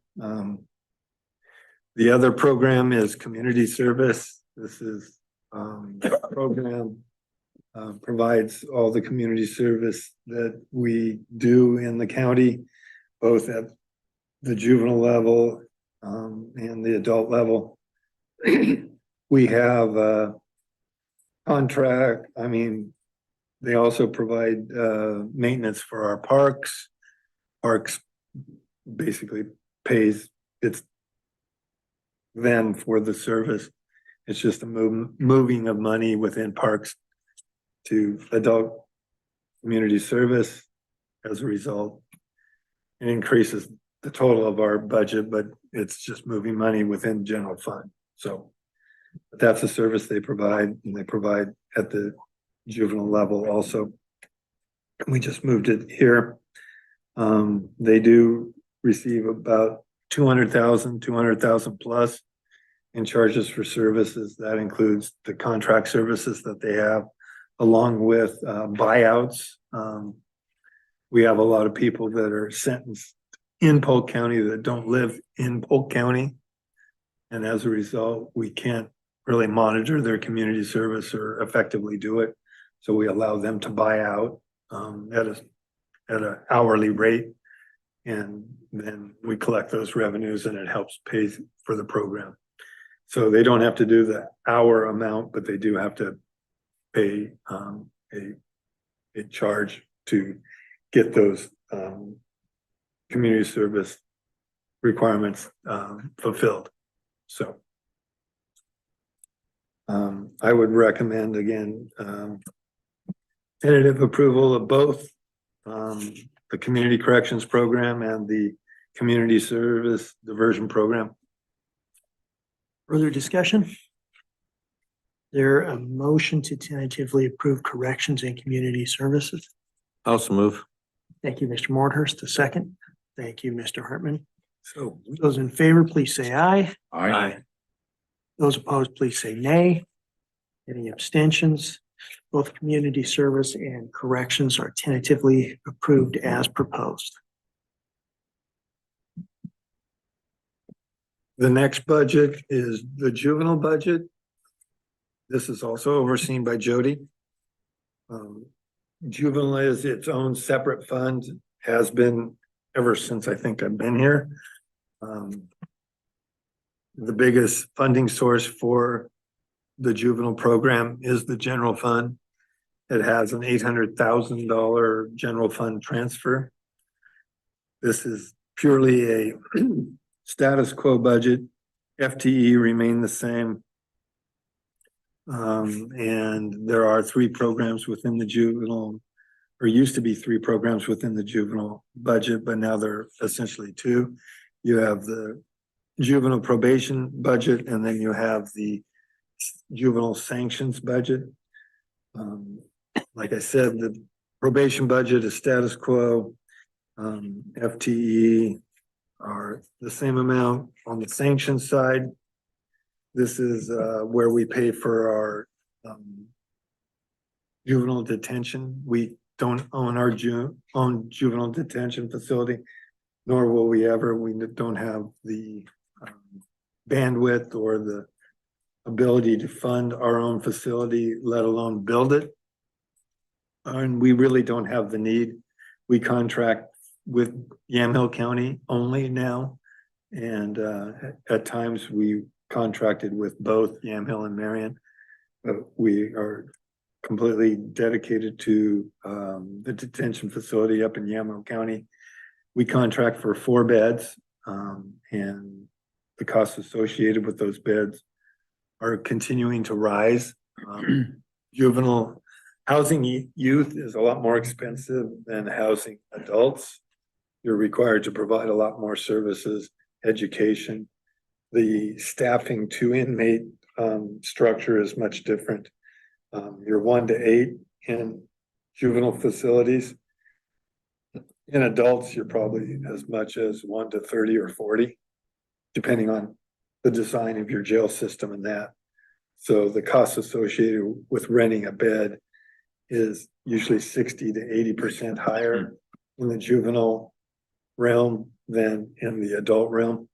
So it is quite a bit more expensive. So those are the 2 functions of the 2 programs. One is the staffing to deal with the youth, and the other one is primarily the detention for the sanctions. I would recommend tentative approval both in resources and appropriations for the juvenile fund and the 2 programs that have budget within them. Further discussion? Is there a motion to tentatively approve both resources and expenditures of the juvenile fund? So move. Thank you, Mr. Lawson. Second. Thank you, Mr. Hartman. Those in favor, please say aye. Aye. Those opposed, please say nay. Any abstentions? Both resources and expenditures of the juvenile fund are approved as proposed.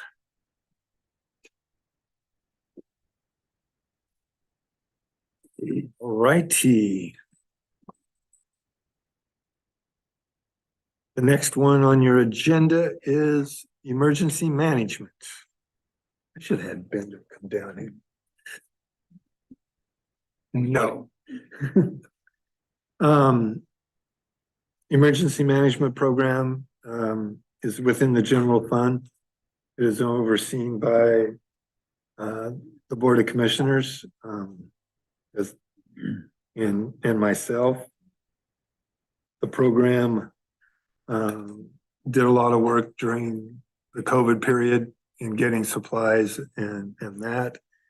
Their latest projects have been working on the communications upgrade and the network throughout the county, and the radio upgrades and those kind of things. Also, emergency management has been working with ASAs, which is the ambulance service areas, and working to determine the geographic areas for the ASAs and who provides those services. And now we're working on the operations plan, which will dictate the service levels and the operations within the confines of the ASA and how they need to meet certain criteria, reporting requirements. So the board has a better idea of how we're performing in that arena. That is a function that the county probably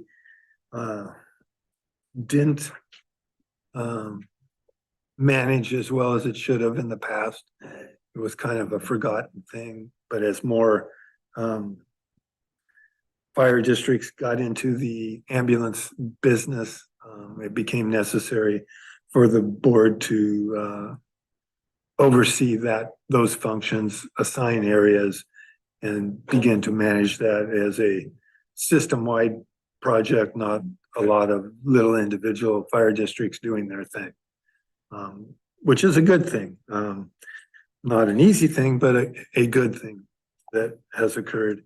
We currently have 8 assigned ASA areas, actually maybe 7, but they're functioning very well right now. It's kind of a juggling act to determine who and how those areas are serviced and what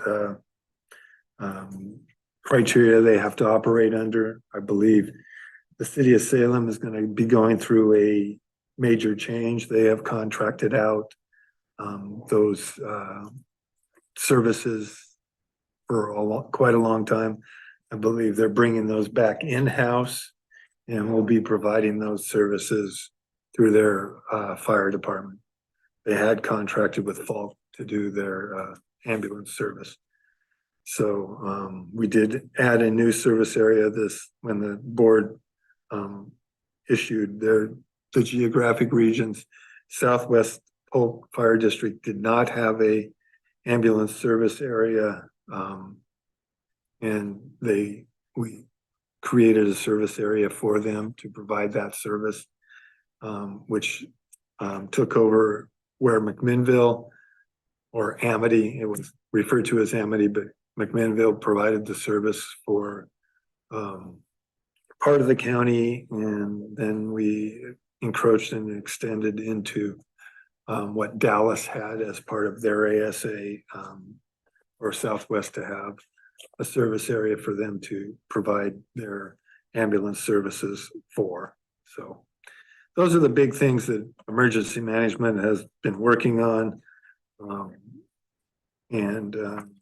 This budget is probably one of the most difficult ones to determine what is appropriate funding in that. Dean gets a lot of grants, and those grants are specific for communications upgrades or this or that. And a lot of it goes into the communication system or into radio upgrades for agencies and those kind of things. So we never know how much we're going to get in. And as a result, we don't know how much we have to push out. So I would recommend TA for the best guess efforts fund, emergency management. Knock on wood that we don't have any major incidents in the county that requires a full-blown emergency management operation. We survived the winter storms. Now you will begin getting warm again and hopefully not have to deal with fire issues and that. Further discussion? Greg, what did you say the relationship change was between Salem's fire department and Falk? In the past, Salem has contracted ambulance service with Falk, Yes. and probably over at least the last 10 years, they've done that. They are ceasing that contract and moving it in-house for their fire department. Whoa, really? And they're in the process of buying 25 ambulances. Whoa. I believe they already had a few already. They will probably be gearing up staffing wise. Hopefully not poaching on too many of our fire district staff to come over there. They'll probably poach a lot of Falk people that That's we're really- providing the service. That's a big move.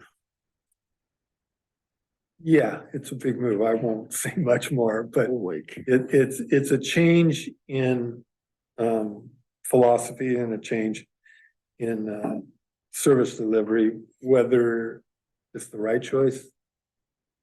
That's the choice that Salem's made. You know,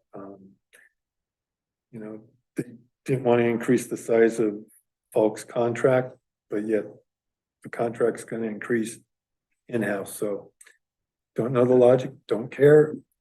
We just have to make sure that they provide the service level at the board level, the service level that we expect them to maintain. Yeah. And if they don't, then I guess we get to talk with the city of Salem now instead of their contract provider. We would still had to talk with Salem because technically they're the holder of the area. They just choose to contract it out. Kind of like West Valley did out in the Grand Ron area and Willamette area. So, but yes, big change. Hmm. Hopefully it works out for them.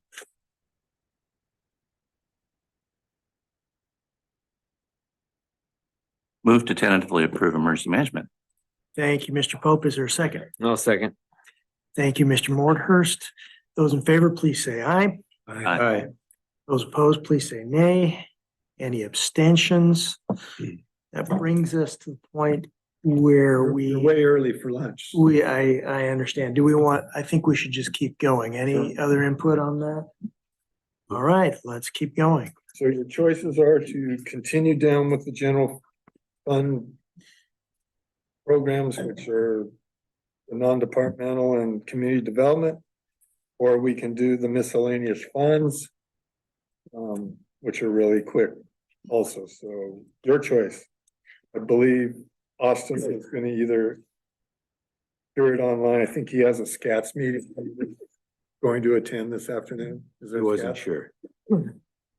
Yeah, I think he said unless I needed him, which I said no, that he was gonna attend SCATS, so we can do either one. If you have specific questions for Austin, Do parks and non-governmental. yeah, Perfect. Yeah, let's All do right. that. Let's just keep going with the agenda. We need to harass Austin. We can do that later. that's right. So the next one in the general fund is the parks maintenance budget. I can't tell you that this is a status quo budget because when you reduce from over $1 million to $80,000, it's not status quo. This budget was large only because of the renovations that were made to Buena Vista Park, which are, I'm happy to say, and Matt's even happier to say, are completed and is open to the public. The project ended up turning out quite well. It was not the easiest project to get completed. Took longer than anticipated, required a second contractor since the first one failed miserably in efforts to get the contract done. But we're back down to basically how we've operated prior to the Buena Vista renovation. That renovation may allow us to get some additional money in MAP funds and those kind of things, but as a whole, pretty much the old system that we had with maintaining parks, the contract service is basically what we pay back to community service to maintain parks, so. That's what you have. I would recommend tentative approval of the parks, unless you have specific questions. We haven't increased the number of parks or anything like that. Hope you. Refresh my memory on state shared revenues. What is that? we received, most of our monies for the Buena Vista improvement was from a Marine Board. Marine Board grant. That's what that is. The state shared revenues is what we get as a base RV. Thank you. Every park, or every county receives some. If you have RV sites within your parks, then you get a bigger chunk. We have yet to do that. We tried to do it with RVs at the fairgrounds, but because they weren't specifically in the parks, they didn't qualify. And then we talked about maybe incorporating the fair into the park, but that legally doesn't work. So, and then we have talked about maybe developing some in Nesmith Park adjacent to the fair. And if we did, we would get increased state shared revenues. Doesn't pay for it, but the development of that. But that's what we get, and that's a base number. And then we get some other minor miscellaneous type stuff. Further discussion?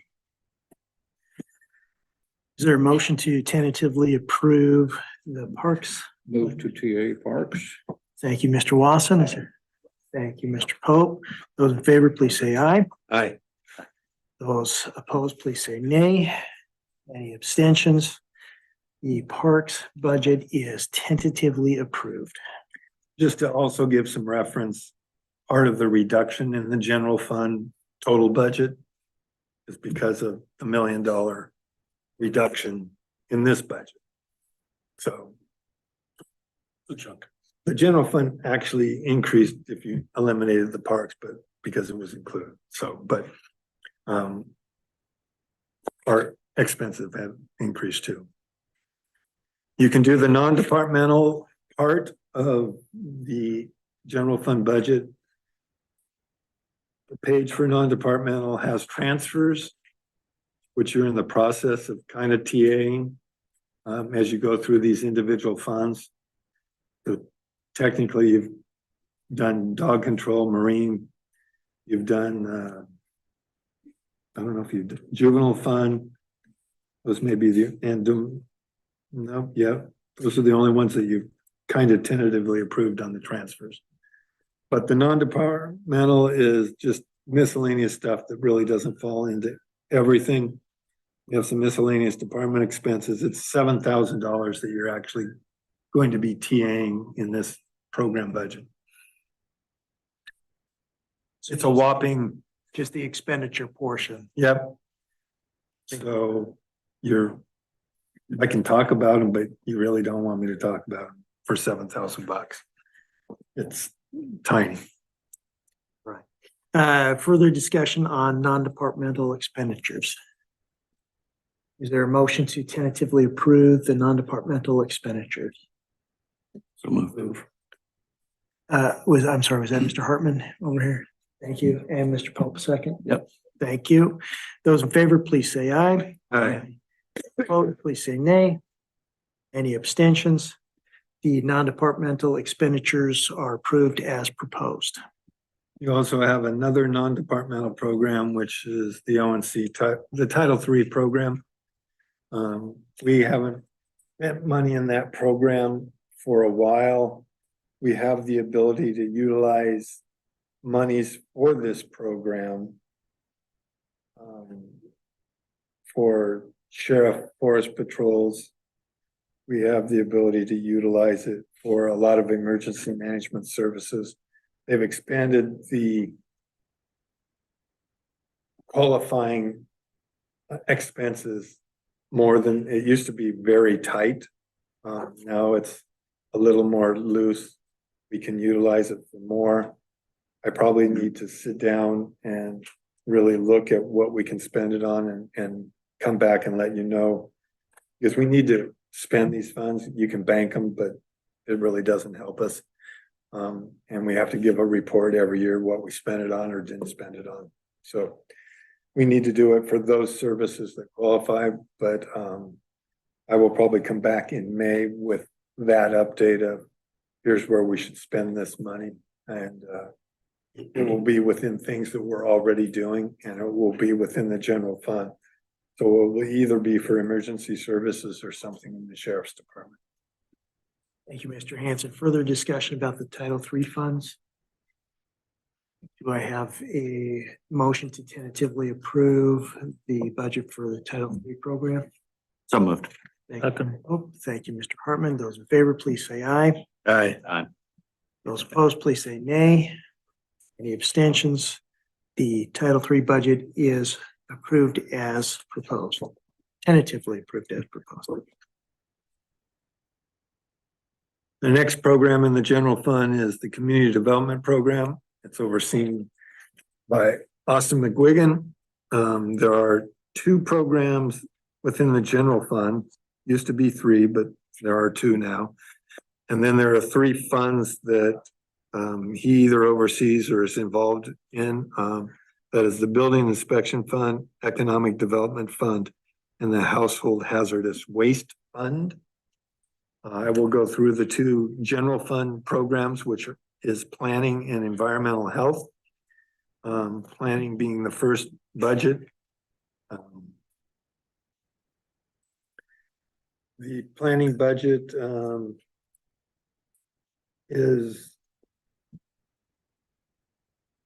the status quo budget on FTE pretty much. Costs associated with that have risen. We under budgeted in 23-24. 104,000 that you see for professional technical was probably $60,000, $70,000 under budgeted. As a result of that, basically should have been 2 FTE, but it was 3, and we never added the appropriate amount of money when we adopted. So it makes it look like personnel costs went up greatly for that program budget. The other parts of the M&S budget haven't really changed from last year. We had a reduction in contract services. There were some things that we contracted out last year that have been completed, and this is more of a placeholder for those contract services or contracts we may need in the future to analyze certain things within the planning arena. We get some of our money for long-range planning out of economic development, and we get the rest of our revenue for the program in charges for services and that. Austin says there's been somewhat of a slowdown in that planning arena due to the nature of the business right now.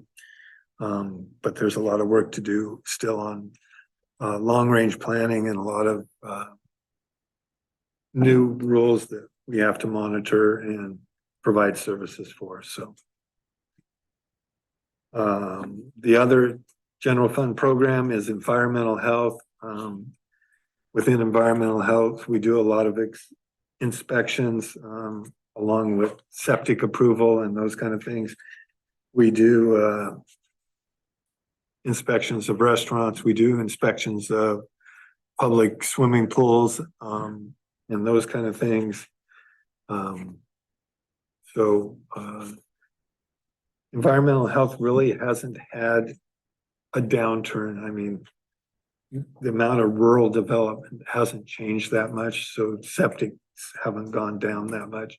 Most of your downturns are inside the cities for the building inspection or planning, and not a lot of development in the UGB and those kind of things. So again, this budget is really a status quo budget.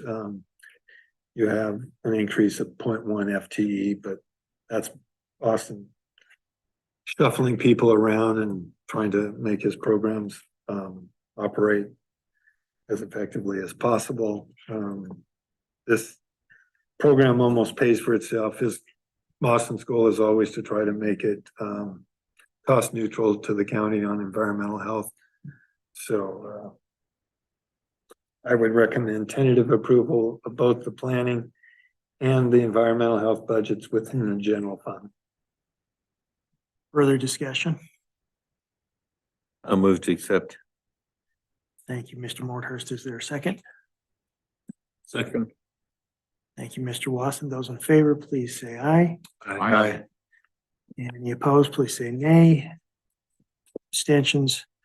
Both the planning and environmental health budgets are tentatively approved as proposed. The next budget is the building inspection fund. We moved the building inspection fund out of the general fund about 4 years ago. And we did that primarily because building inspection is technically, I think, supposed to be its own individual fund. It's supposed to live on its merits up and down. And when it was in the general fund, it was hard to track whether it had a positive cash flow or a negative cash flow. Austin was worried about that, so we created its own fund. I did a 10-year history. This fund had to repay the general fund some monies because of the net loss or gain. It was a net loss over 10 years. And as a result, they had to repay the general fund about $75,000. They did that back in 21-22 was the final installment of that. 22-23, they basically had a reduction. They ate off or utilized some of their reserves to operate, as you can see, as building inspection funding and building declines. They're going to be a roller coaster as the economy is and interest rates are. They tend to have 3 or 4 or 5 great years and then 2 bad years and then 3 or 4 or 5 good years. So that's why over 10 years, this whole program is usually about a push one way or another. Their bad years tend to be bad and their good years tend to be good or a little better. So when they're bad, they're bad. And when they're good, they're kind of good. So, but it evens out over time. But Austin felt a lot more comfortable with it living on its own merits and adjusting up and down. Staffing is always a challenge in this fund. Finding building inspectors, which are not easy to find, and then being able to pay them and balance your revenues at the same time. Like I said, when the going's good, you can afford to have 2 or numerous inspectors, and when it goes bad, you have to lay off. Then it's hard to ever get body back. So it's a roller coaster, both in personnel and that. Right now, we're having the state do some of our inspection services. We end up paying the state some monies of fees that we collect, but it's better than hiring a full-time staff that we may not be able to maintain. When things turn around again, then we'll probably have to gear up. We probably won't have the state do it, and we'll probably hire an additional staff. So right now, we're in that down period. That's how we're choosing to manage the program. We didn't lay anyone off. He left and then chose not to backfill it because we saw the writing on the wall. So, this is an individual fund, so it's going to require resources and appropriations or expenses. It's a $1 million program. You can see that it's less than the 1.2, so we are eating reserves. You can see that the contingency went down about $140,000. So we're in the valley right now. So hopefully it isn't a prolonged valley. I would recommend tentative approval of the building inspection fund. Further discussion? Any motions? So move. Second. Thank you, Mr. Hartman. Mr. Wasson, those in favor, please say aye. Aye. Those opposed, please say nay. Any abstentions? Building inspection fund, both resources and appropriations are approved, tentatively approved as proposed. Next fund is the Economic Development Fund. This is where we receive state revenues for economic development. We also carry a beginning fund balance. The federal award is the mystery community development block grant placeholders, so we never get that revenue. The federal awards that you see in there were monies that we received through, it's probably not a federal award, it's probably a state operating grant. We received monies from Senator Boquist for rural broadband. We put those monies here. We are having to expend all those monies by June 30th of this year. I believe we have now a balance of $150,000 left to expend. We're utilizing, we used 2 contractors for this broadband project. Lyrica, which has done a lot of work in the Salem area and throughout the county, and we're using MyNet more in the Dallas, Rick Rial, Falls City area. Lyrica has finished their contract services. MyNet is still working on theirs. They should expend at least that remainder of Senator Boquist money by June 30th, because I don't want to send it back to the state. And they've assured Dean Anderson, who's the project manager on this, that they will have expended those monies. There's some additional monies that will be used out of ARPA, but I need to use these monies prior to that. So you see that the fund kind of is decreasing, but that's through the expenditure of funds and that. We fund some long-range planning out of this program. We fund other services, water master, trapper, those kind of things. The Board of Commissioners also provides some business development grants to entities that apply for economic development funds. The board reviews those, brings the entity in and discuss their program and allots them up to $30,000. We've done that for a number of school projects and workforce development projects. I think the biggest amount we have granted outside of the 30,000 was a one-time grant to Central School District for their ag greenhouse project. But other than that, it's limited to the $30,000. So I would recommend resources and expenses for the tentative approval for the Economic Development Fund. Further discussion? Also move to accept the Economic Development Fund. Thank you, Mr. Morthurst. Is there a second? Second. Mr. Wasson, those in favor, please say aye. Aye. Aye. Those opposed, please say nay. Any abstentions? Both the resources and appropriations of the Economic Development Fund have been tentatively approved as proposed. The Household Hazardous Waste Fund program is the last one under the purview of community development. This program dwindled down. Now we're building some reserves back. We provide some contract services. We've partnered with Marion County. When it was first created, we partnered with Yamhill County and Marion County. Now we partner with Marion County, usually on one of the household hazardous waste, where you can take your product and drop it off and those kind of things.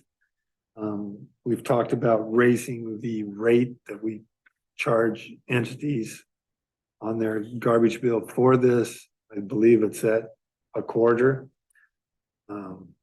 If we raised it, we'd probably raise it to 50 cents. Another quarter increase. You probably wouldn't even know it occurred, but some would. But right now, it's kind of a program in limbo. Not a lot of demand for it. So we're kind of just sitting and waiting whether we come before the board and ask for an increase or not. At this time, we don't need to, unless we want to increase the service delivery for this program. And Austin didn't believe it was necessary at this time.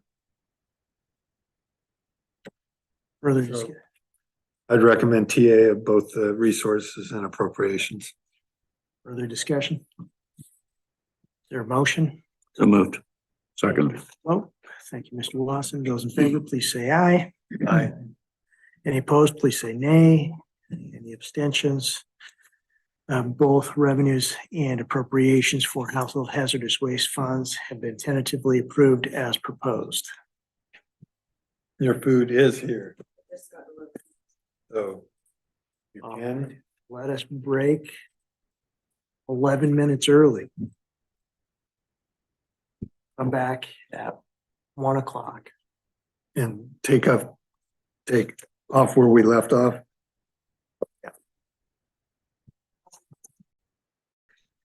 We're back on the record in our budget committee meetings. Mr. Hanson, I believe we left off at the miscellaneous funds. We did. We have a number of miscellaneous funds that I'll be asking for tentative approval on. The first is the insurance fund. This is the fund that we pay our liability, property, automobile liability, our workers' comp out of, and charges for services and transfer from the general fund. Recently, we've been operating at a deficit for this fund. Hopefully we make that turn and get back to the positive. We've had larger than normal liability claims on certain cases. But we're in pretty good shape so far this year, so hopefully we get back on track. You'll have to approve. We can go through all these and you can do tentative approval, both revenues and expenses if you want, rather than doing it each individually.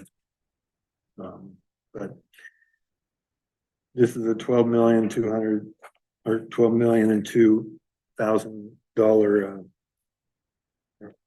12 million, 1.202 million budget for insurance, both revenues and expenditures. Under the insurance, is that where you have the protection against the ransomware? We don't, we Where have, is that? we have part of that in our insurance policy Oh, okay. through CIS.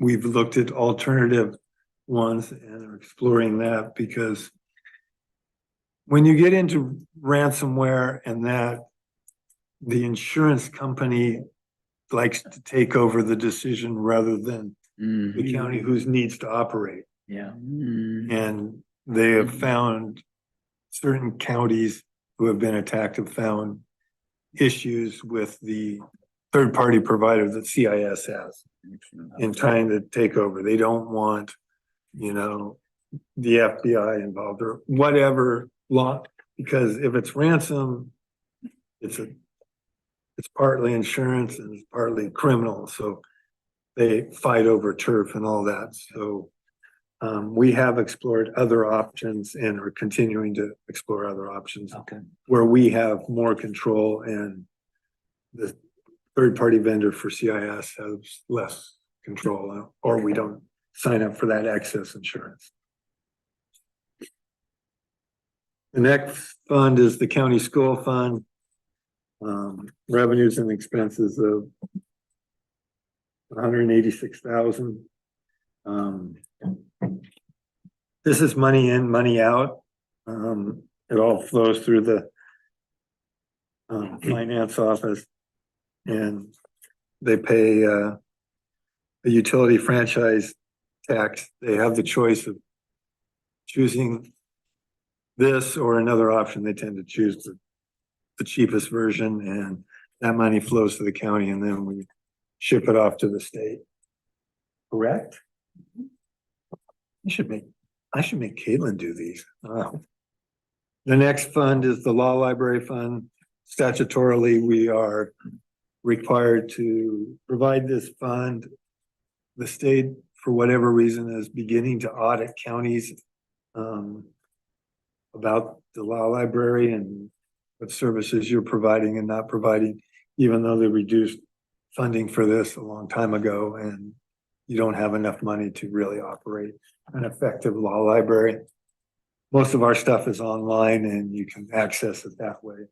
We do have one or two individuals that tend to access it, but this requires a general fund transfer because the monies provided by the state aren't adequate, so. We try to keep that transfer down at $25,000. The next fund is the Court Security Fund. This is another fund that the state created way back when in 2002, 2003, so over 20 years ago. They had a lot of funding associated with this and eventually eliminated most of it. The state operating grants were $15,000. It used to be $50,000, $60,000, $70,000, and now it's down to the little amount that they do provide. We tend to hold about $125,000 beginning fund balance for this program. This funding could increase. The current Chief Justice is big into security and that. Whether she has enough pull to increase security funds with the legislature and or the governor, I don't know. But we pay for minor improvements and requests from the state on improvements for security.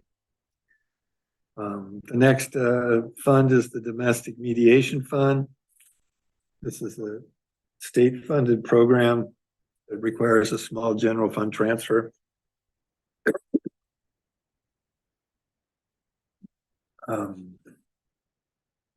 This is money that we basically pay for professional services.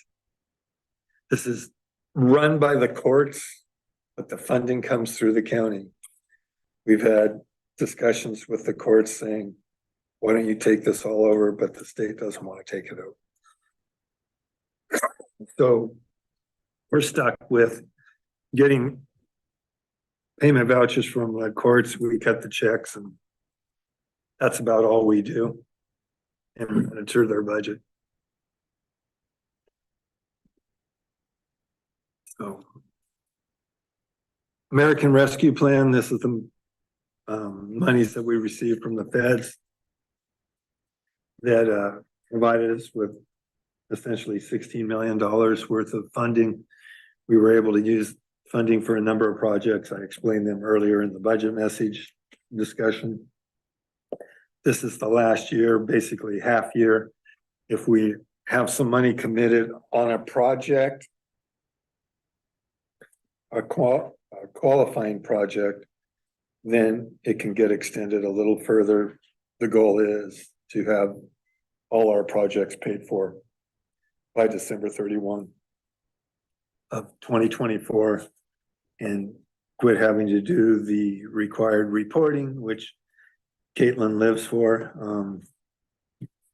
They change the rules about every 3 months of what qualifies, doesn't qualify. And it's a reporting nightmare at times. She shakes her head going, yes. She did speak back there though. I heard her. We just got a recent update from AOC on changes and modifications to ARPA and that. they may be, and there's a good chance they extend the deadline on everything from December 31, 2024. Don't be shocked because that's what they tend to do, both at the state level and the federal level. Because there'll be big entities that say, well, we just don't have enough time to implement everything we needed. So they'll extend it. My guess is till September 30th, 2025, but that's just my guess. Greg, does this total revenue amount reflect the balance of ARPA funds we still need to, That may change, depending on, there could be an influx of money in ARPA depending on how I move some things around. Including the loan with behavioral health for FCO and that. You also have, you see the miscellaneous at 750. That is the 4-bedroom apartment we purchased that ended up deciding not to utilize. We will sell that. If we get it sold before June 30th, then that will show in beginning fund balance, not in miscellaneous. Technically, it's a sale of an asset, but miscellaneous is fine for reporting purposes. So, but right now it's at 1.45 million. That number will only get bigger depending on some of the moves that we make in finance. I could see that number getting as high as 2.5 million. But we will expend it still by June 30th because we could buy the jail management software. We could buy more cybersecurity stuff. We could do some other things. We still have to finish up broadband, assuming that those projects are still a go through the end of the calendar year, and those things. So I'll try to match the projects with the funding that we have. looks like all the revenue replacement is accounted for. Possible. Yeah, Essentially. okay. We have 10 million of revenue replacement, period. And then there's other categories. Cybersecurity is a category and other things. Broadband, rural broadband is a category. And those things. So we all have to see how we fit in everything and try to match everything appropriately. That'll be a project that Caitlin and I work on over the next month. The next program has a little program description. This is the Coordinated Housing Fund. This fund was created 2 years ago when we received some pilot money from the state to address homelessness in the county. We also received 2 million in monies for behavioral health that we pushed over here also. So this program ended up having in excess of $3 million in it, and we're slowly reducing that. We may move some of the FCO building, the 500,000 that you see, to that cost in 22 or 23, 24, which will then increase our ARPA amount and those kind of things. We fund about 2.5 FTE out of there. Part of Brent's in there, part of Stephanie's in there, and then 2 resource coordinators that are trying to assist those in need, are close to losing housing or those kind of things, trying to prevent them from being homeless. We're more in a prevention mode in this program rather than building mode of facilities and that.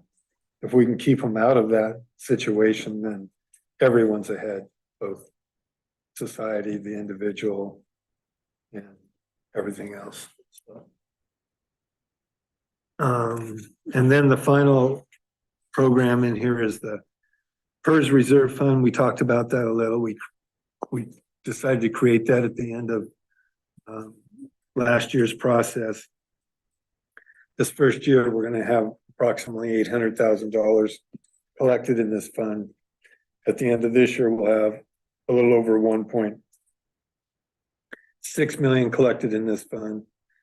With the increase in PERS employer rates in 25-26, we will transfer money out of this fund back to the individual funds that were charged that service. And offset the costs associated with those increases. The biggest ones that will get transfers out of here are going to be public works, behavioral health, and the general fund. Those are your three biggest employers, with behavioral health being the biggest and general fund being second biggest. And then I think you have some history, a history fund of debt service. This is last year. I have to show it in the adopted budget. It's just for history purposes. And then after this year, that fund will no longer be seen in the adopted budget until we decide to go out for a GO bond for something. So those are the miscellaneous funds. You're gonna need to approve resources and appropriations for those. Very few of them receive general fund transfers. Insurance fund does, law library does, and domestic mediation does. Everything else does not. So, Further discussion? Is there a motion? So moved. Thank you, Mr. Mortenhurst, second. Okay. Thank you, Mr. Gordon. Those in favor of approving the miscellaneous funds, revenues, and expenses as proposed, please indicate by saying aye. Aye. Any opposed by nay? Any abstentions? All miscellaneous funds, revenue, and expenses are tentatively approved as proposed.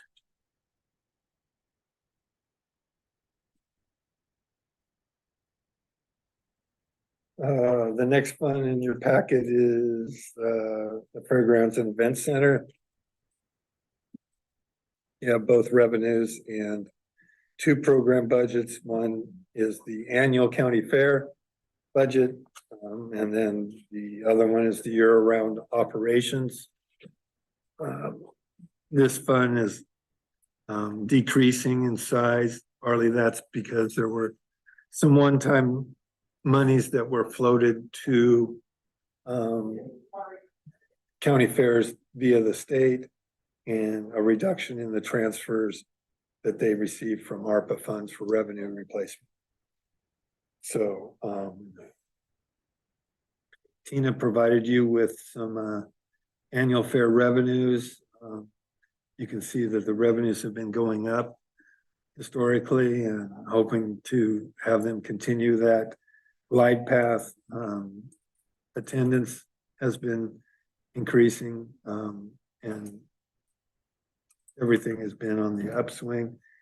Last year, I believe they had almost perfect weather.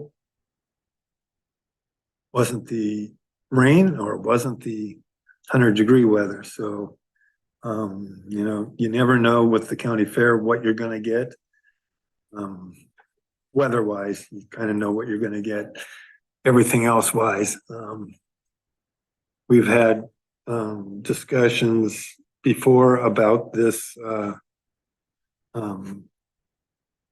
program and the fairgrounds itself. We've looked at some future planning on the fairgrounds and future design of potential looks for the fairgrounds. We have some draft renditions of what that could be or what that might be. Nothing is close to finalized. To actually do something with the fairgrounds, you probably are going to have to do a couple things. One, you're going to probably have to create a fair district, somewhat like you did for, or not you did, but Extension Service District is its own taxing entity. The board is the governing body over that. When you do a fair district, it's a little more convoluted because you have a fair board that has some ORS powers, but you still can have the board as the overseer But you turn over some of that authority to the Fair Board to manage and do those things. Creating a fair district, I would assume that we would make it countywide. And then you would have to figure out a permanent rate that you would want to attach that to that district along with its governance. And that would go before the people for a vote. And if approved, both the creation of and the permanent tax rate, then it would be established and you would collect taxes on that entity. How big a rate you would need would be a discussion point. You're probably looking at a minimum of 10 cents, probably up to a maximum of 15. 20 would probably be a big stretch, and produce actually too much revenue. The problem is with that revenue, you would probably bond half of it. But because it's a permanent rate, it would always be there. And you would have to trust future boards and future budget committees to appropriate or choose the right taxing amount. If you're paying off bonds, you'll justify it for however long those bonds last. But if you're just using it for pure operational and upkeep, that's way too much money. So it's a tricky balance. If you want to produce what I would call an enhanced facility out there, you would probably secondarily have to go before the voters for general obligation bond. What that amount would be would depend on what you want to do with those facilities. If you want to build a new exhibit hall, if you want to build new barns, a new arena, stands, all those kind of things, comes with a price tag. You could spend as little as probably 20, 30 million, or as much as 60, 70 million. It just depends on what you want. The luxury you would have on a GO bond is, one, you're going to get lower interest rates, and two, you're going to get a longer period of time. You probably, on facilities, you can probably extend that out to 30 years. We've always done 10 years on our road bond, on our jail and that, but on something like that, you could push it out, which then lowers your rate and does a lot of things for you. But so those are things to consider. If you want to go out for a tax base, it's best to go out in odd years. So May of 2025 is probably a good year. November of 2025 probably isn't bad because you're outside most of the election cycle. If you want lots of voter turnout, you pick even years in November. So, and not that you're trying to prevent voters from voting or not. Everyone's going to get a ballot, whether they vote or not. I'm just giving you historical turnout tends not to be that great. But with money measures on it, it tends to be greater than when it's just, cemetery district board of directors. Not a lot of people, vote.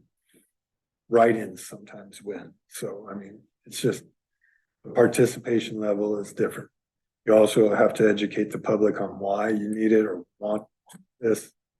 And it may not even come to fruition. I mean, those are things that the board would have to decide, probably with some input from the community and those kind of things. But if you want to create a fair district,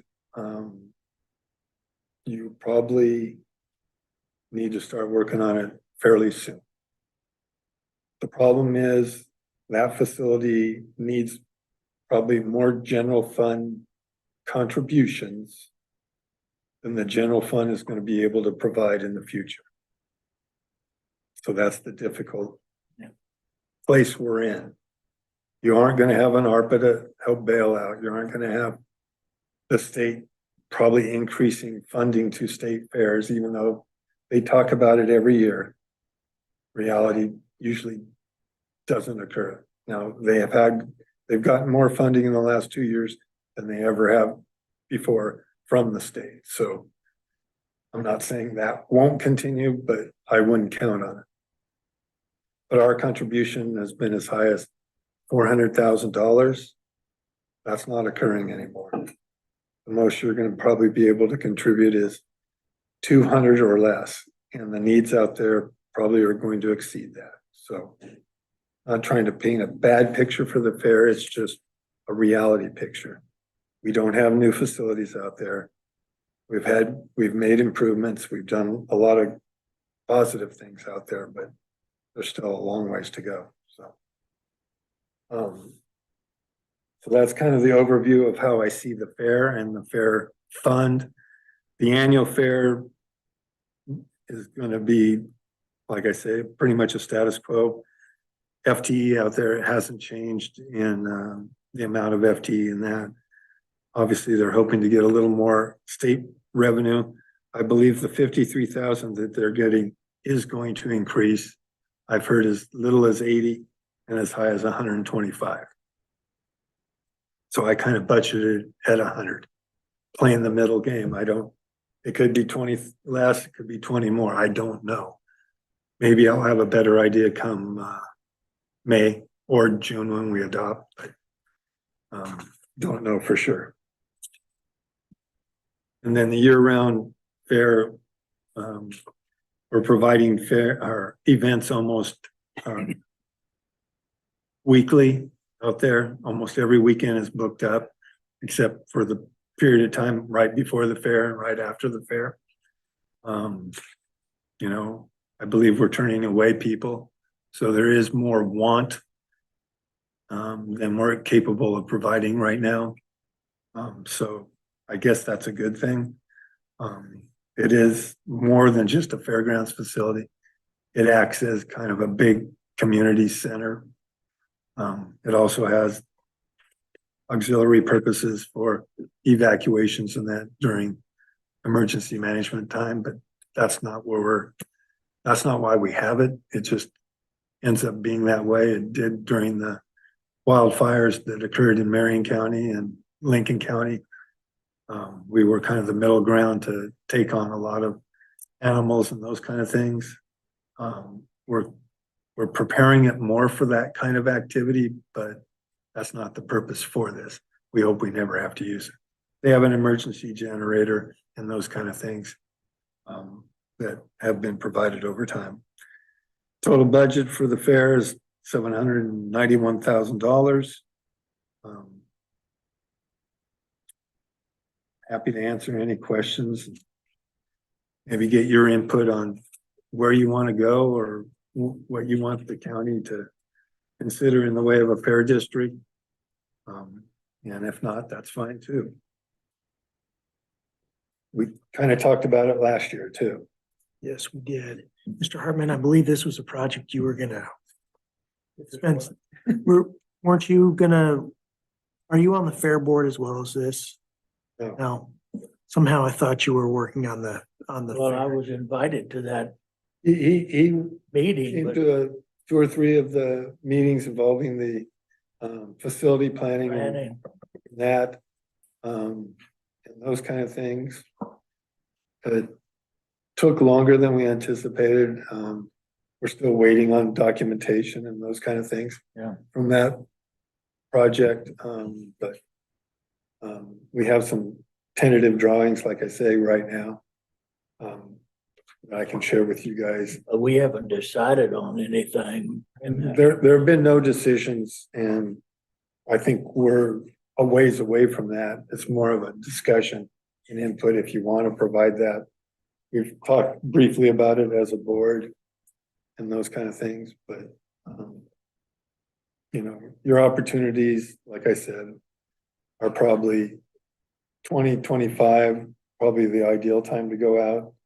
2026 is still going to be okay in May.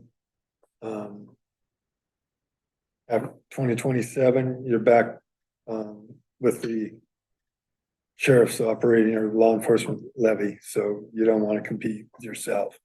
So. Any further discussion?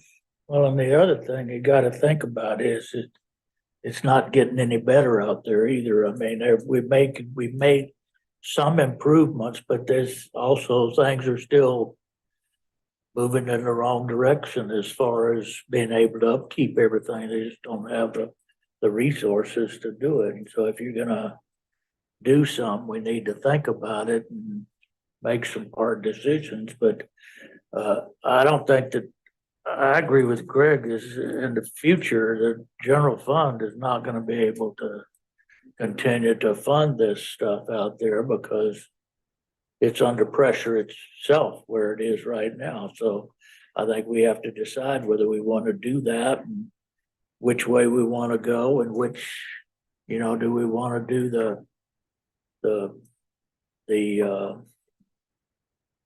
what do you call it, the board type of thing where you have an elected board that runs it, like extension, not extension, but the Soil Conservation Service. But then that, you lose control over it when you go that way, so it's that We can board put a district together where the board is still, in charge. Yeah, I know that. you do have an appointed fair board by statute. and Yeah. We have that. And they have certain duties. Obviously, the main duty is the operation of the annual county fair. But But outside of that, they don't have. You can give them the authority, but they don't, the daily operations outside of that 2-week period or whatever is more of a board decision. You would probably want to work together with your fair board. But we could structure it that way in the formation of a district. And there's two, like I mentioned on the permanent rate, if you want bonding ability of a permanent rate, that's gonna be a higher number. If you want just pure operations and maintenance, you're probably a lot lower number. And it's probably a 10 cents difference between those two. What rates would they be roughly, in your estimate? If you wanted a pure operation and maintenance that generated $500,000 a year. Current assessed value, that's 7 cents.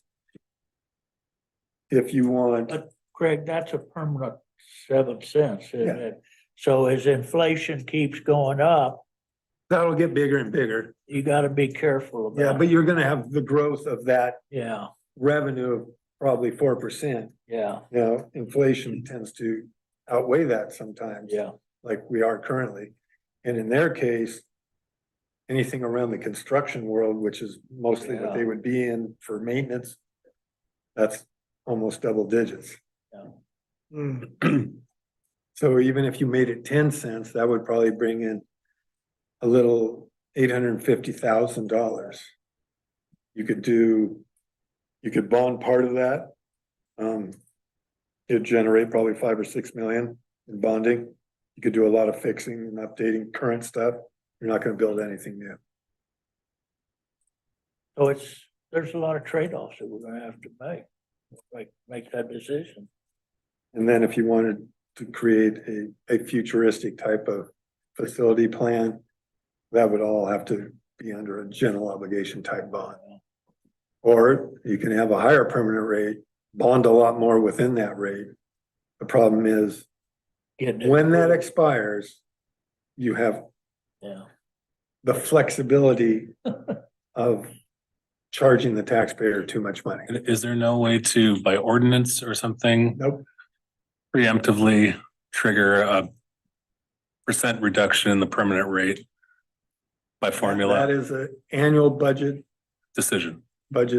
committee decision. Now, obviously, if the board, if the board is half of that committee, you could still make You could. a lot. Yeah. do it.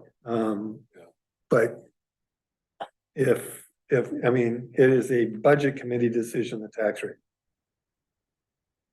That's the approval process. You guys get the formal adoption process. But that was already set by the approval.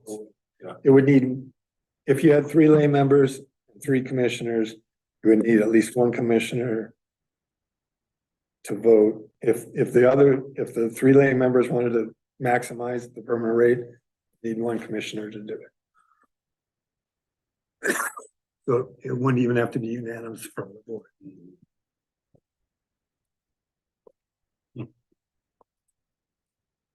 Any additional questions or discussion? It's not easy. No, it's not gonna be an easy decision. And it's a very valuable resource. It's a very valuable to the community for a lot of reasons. So it's just something that, Well, and some of the concept stuff we saw was really interesting too. yeah, You know, the preliminary stuff that they were gonna go back and relook at was interesting, but it all cost a heck of a lot of money to do it too. So that's where we have to make those kind of trade-offs, so I'm sorry for going on about it. That's why we stop for discussion, so. Any further discussion on the fair funds? Is there a motion on the fair funds? I'll move to tentatively approve year-round operations and fair, I'll second. both resources and appropriations. what he said. Yep. Yes. Exactly right. Those in favor, please say aye. Aye. Any opposed, please say nay. Any abstentions? The annual and year-round fair funds, both revenue and expenses, are tentatively approved as proposed. That brings us to your You have decision. concluded day 1 Indeed, we have. on the schedule. Does not prevent you from doing some of the others. If we do some of the others, I would recommend doing management services. The 2 building improvement type stuff. And you could actually do public works because Todd is out this week. Taking time off because his mother passed away. Yeah. Oh, man. And then what do you think about? Did we finish non-departmental or do we still have transfers and contingencies? to do? You always do that at the very end because That's right. some of them have transfers, and if you approve the transfers, you've kind of already approved the other budgets. So we've always waited on revenues and transfers to the end and any wish list items to address that may change the contingency. It's your choice. Let's press forward then. So what do you want to go with? Uh, Public Works or Management Services? I don't care. Let's do management services first. All right. Now you can defund me or Caitlin or Matt or Morgan All right. or all the above. Technically the BOC, but can't unfund you, really. So there are a number of programs within management services. You have the non-departmental Board of Commissioners, Central Services, Academy Building Maintenance, Jail Building Maintenance, Buchanan Building Maintenance. Now we have the Resource Center Maintenance, which is the new building that we built in the S curves.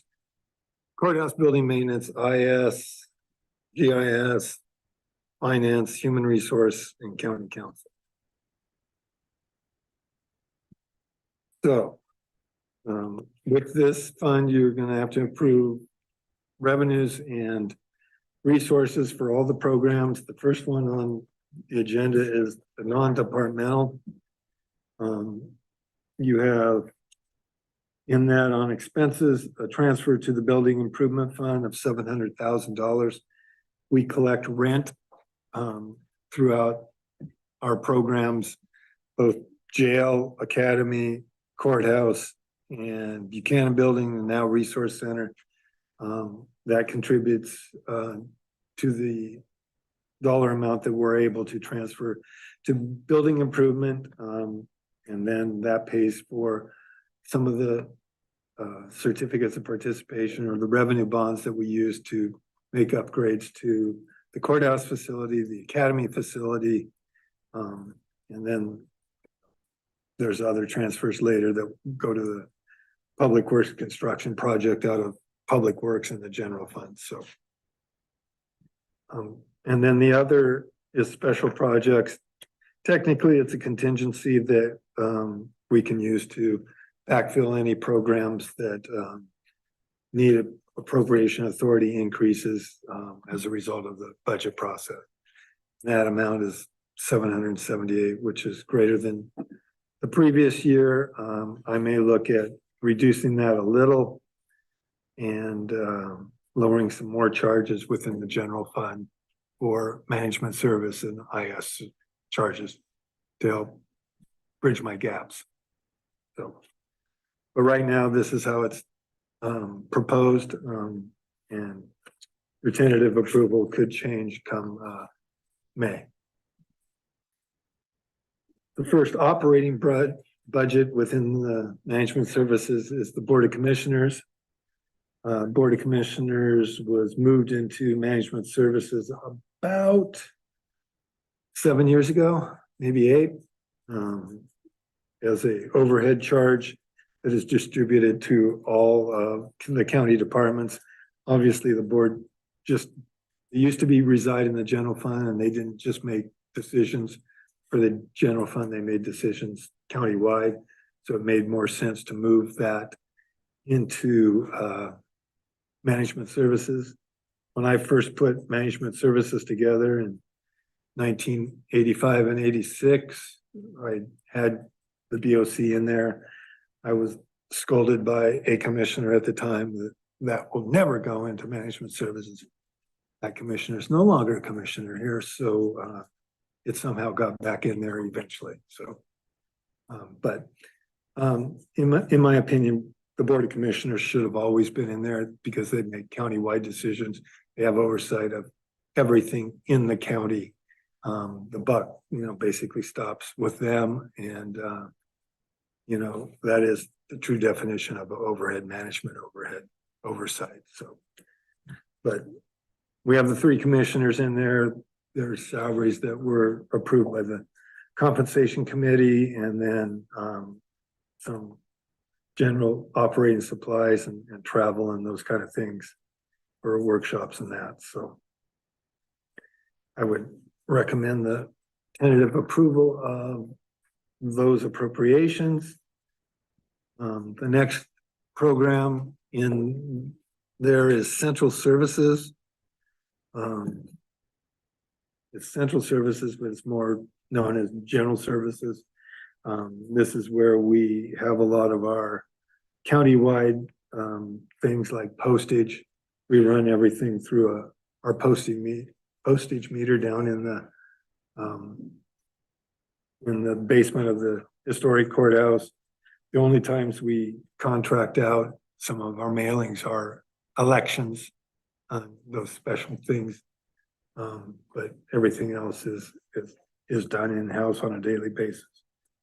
We have motor pool there. We have photocopying and the telephones.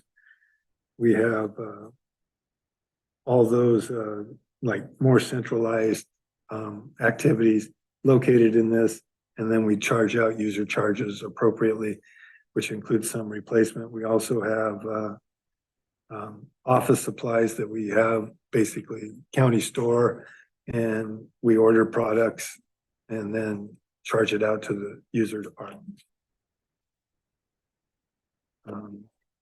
The first of our building maintenance is the academy building maintenance.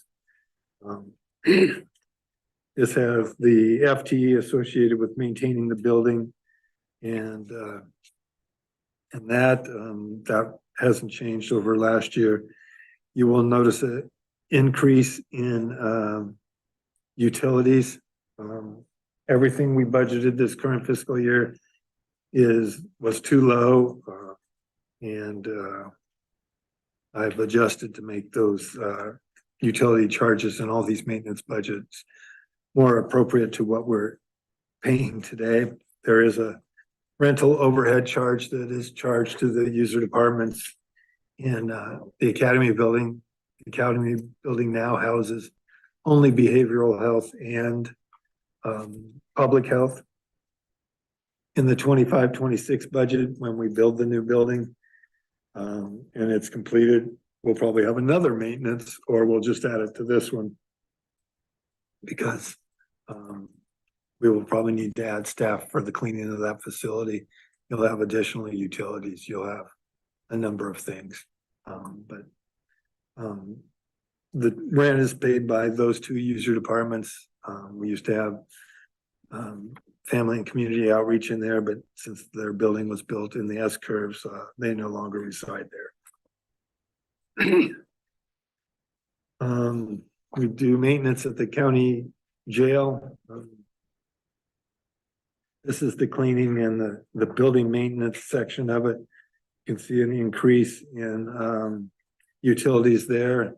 The FTE to maintain it remain the same. We do addressing all the cleaning and that in the public use areas. Our custodians don't go inside the facility and clean. Our maintenance people do maintenance inside the facility, but not our custodians. We just do the courts, the lobbies, and those kind of things for custodial. Maintenance wise, we're usually pretty busy over there. They aren't the best tenants sometime, and we're having to do a lot of modifications to security issues, concerns. Insurance company gives us a list of things. CIS has had a rash, not in our facility, but in other facilities, jail facilities, suicides and those kind of things that tend to cost them money. So they're trying to prevent those in other facilities. So we get a list to make improvements on. And if you went over there today, it looks a little different than it did a couple of years ago, but we'll continue to make those modifications. But like I said, we charge a rent. The biggest change in the rent here is the utilities and that. So the next is the Buchanan building. That's the building that we built for community corrections, or we house community corrections, juvenile, and our information services department. That building has worked out well. It's a fairly tight building, so you see utilities don't cost that much. Obviously, a jail is probably your most costly facility because it's 24/7. It has 42 toilets, and those kind of things, and that's why utilities tend to be greater in that facility. So, but again, utilities even went up here percentage-wise by about 30%. So it's just a lot smaller number. And then FTE to maintain it. That's been a fairly easy building to maintain. It's still on the honeymoon cycle, but it's still a much easier building to maintain and doesn't get the wear and tear that other facilities do. So next one is a brand new budget, the Resource Center. That's a new facility on in the S curves in the Monmouth Independence area. It's technically in Independence, but right on the, no, it's in Monmouth. Yes. But it's almost in Independence. It's that close. It's inside Monmouth city limits. Yeah. Still in Mount. Yeah, but I just call it Monmouth Independence because it's more of a community resource center. Just call it the S curves. That's what it There is. you go. That's the best one. Or behind Roth, if you Yeah. want, that's where it's located. Obviously guesses on utilities and that. My guess is that 40,000 is probably going to be high. My guess is it'll be more in the same as our Buchanan building. Size wise in that, the Buchanan building is almost the same size. It's just 1 story. 2 stories makes things a little different. Toilet wise, yeah. So the 40 was just an estimate. We don't have really numbers, but I would be shocked if it was, I'd be shocked if it's much over 30, if even getting above 30. It should be pretty good. Is that, sorry, the charges for services, the rentals, is that with full occupancy? Is that? So we technically are at full occupancy. We're signing rental agreements as we speak. I've signed 9, 7 and 2, 7 and 1, something like that. We don't really have many office spaces available for rental. It is a resource center. So we have a number of different tenants there. We even have private and public partnerships there. It also includes some internal rents to FCO and veterans that are housed there, and public health is going to have some satellite stuff there, and they're paying a small portion of rent that I included in the public health fund and those kind of things. So that combination will pay for itself, and hopefully the facility works as well as we think it's going to work. I've only heard positive comments from those that have visited it, and I believe the attendance at it has been better than expected. So we're still working out certain details, like for veterans. We relocated over there. We will probably have a day over here. We may have a day over in the Falls City area, maybe a day over in West Salem area to make it easier. But a lot of our activity was in the Monmouth Independence area anyway. So it definitely was for the services that Brent provides with that building. So, but rent is going to cover all the expenses for that facility. So, and then the last of the building maintenance is courthouse building maintenance. FTE wise, not much change there. Utility wise went up again about 25%. Everything else essentially is status quo. And then we collect rent on that, which contributes to the transfer that we make to the building improvement fund, which is a fund we'll talk about after this. Information services program. You can see that it is a fairly large program. We provide obviously lots of computers. You can see that we're over 600. That includes both Chromebooks, PCs, MDTs, those kind of. So we not just have desktops, we have a little of everything and those kind of things. We have computer supplies. Mostly that's just computer supplies for IS.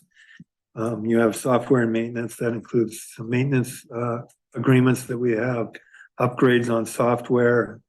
I mean, when you have to upgrade Word or Windows or whatever, it's easy on one computer. It's tougher on when you're buying lots of 200, 300, 400. And then it's time consuming to provide those services. I did reduce this budget from what was requested, but a lot of that reduction was the result of moving some of those expenses into cybersecurity and having ARPA pay for more of those expenses than IS, and reducing those charges to user departments. We also do provide services to the city of Dallas, Polk Fire One, and Monmouth. We provide computer support for those 3 entities. We continue to increase the costs associated with that, as we've given them a very good deal, and with cybersecurity and everything, we're having to up those charges to them. they're still getting a fantastic deal. And we'll continue those services as long as we can. GIS. Have a increase in FTE as Dean phases out. We reduced the temporary part-time from what was adopted in 23-24 and moved more of that up into the professional technical. So there will be two bodies providing services to both the assessor's office, Public Works, and our overall general mapping system. And then user charges pays for those services. And state grants also pay for ORMAP and those kind of things, pay for those services and funding for part of our FTE. Finance. The empire that Caitlin built. Finance is an increase over personnel wise what we had in the past. As we grow, the ability to provide payroll requires, we lived with the luxury of having Tina for a long time. That was a very positive thing fiscally, probably not the smartest operationally, because when Tina was gone, we didn't have any backup or anything, and not the best way to run a $100 million plus business. We now have two people in payroll that are both trained, and so if one goes out, we still have the ability to provide services in that. It's a little more complicated. You have to track a lot more things. That's the same with human resources and all the leave acts. And so payroll and HR have become kind of commingled because HR kind of drives payroll and payroll kind of drives HR. So they have to work closely together along with finance people just to make sure they have everything the way that it needs to be to ensure that people get paid properly, documentation is there, tracking of time, all those kind of things. We do contract some of that service out with ADP and timesheets and that, but that doesn't make it that much easier for us.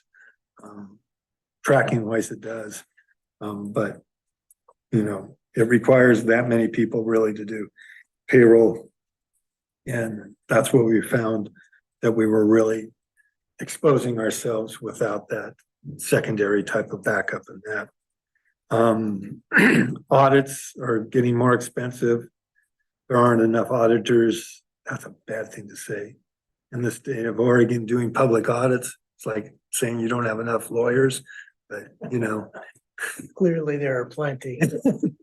But it's getting harder and harder to find auditors, and it's getting harder and harder to switch auditors. And I'm not recommending that we switch our auditor in that. They've done very well for us.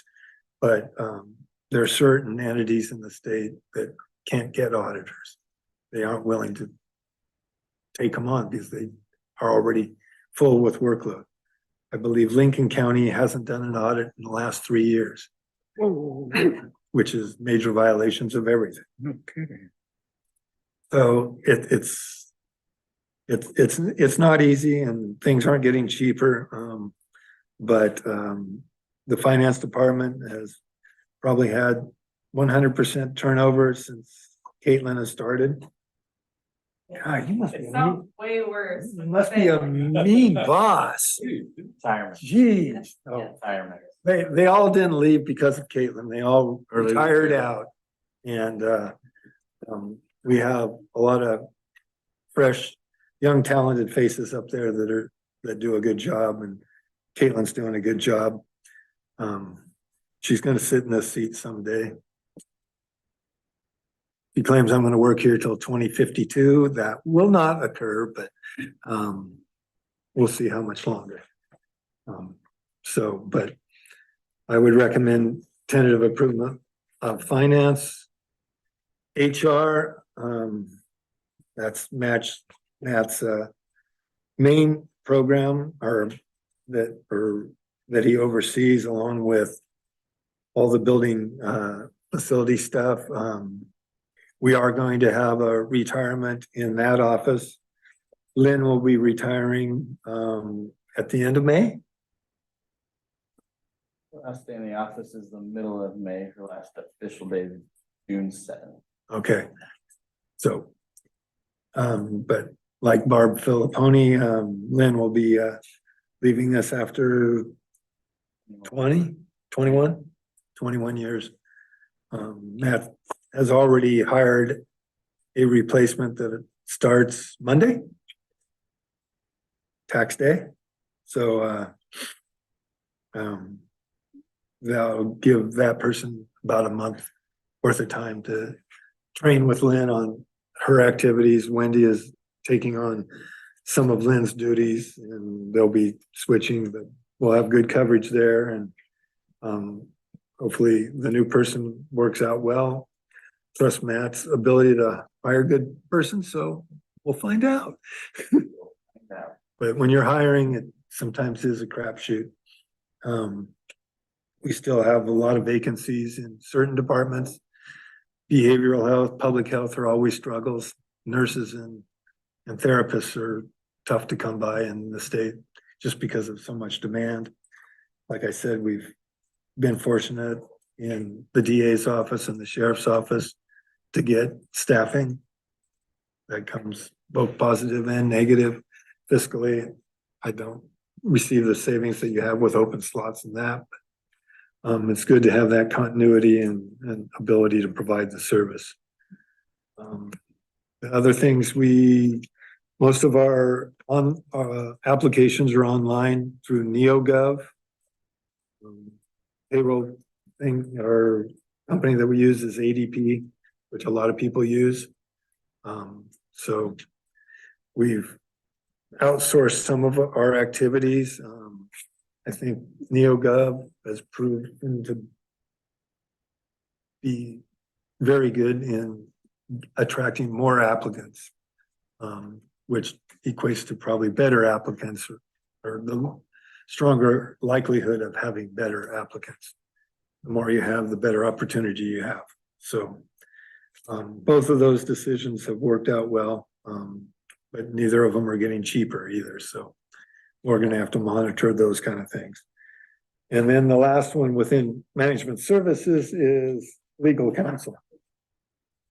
Legal counsel, most of his position is located here. Some is in insurance, and his revenue is essentially, he is farmed out to the housing authority, and they they pay us $1,000 a month for his services.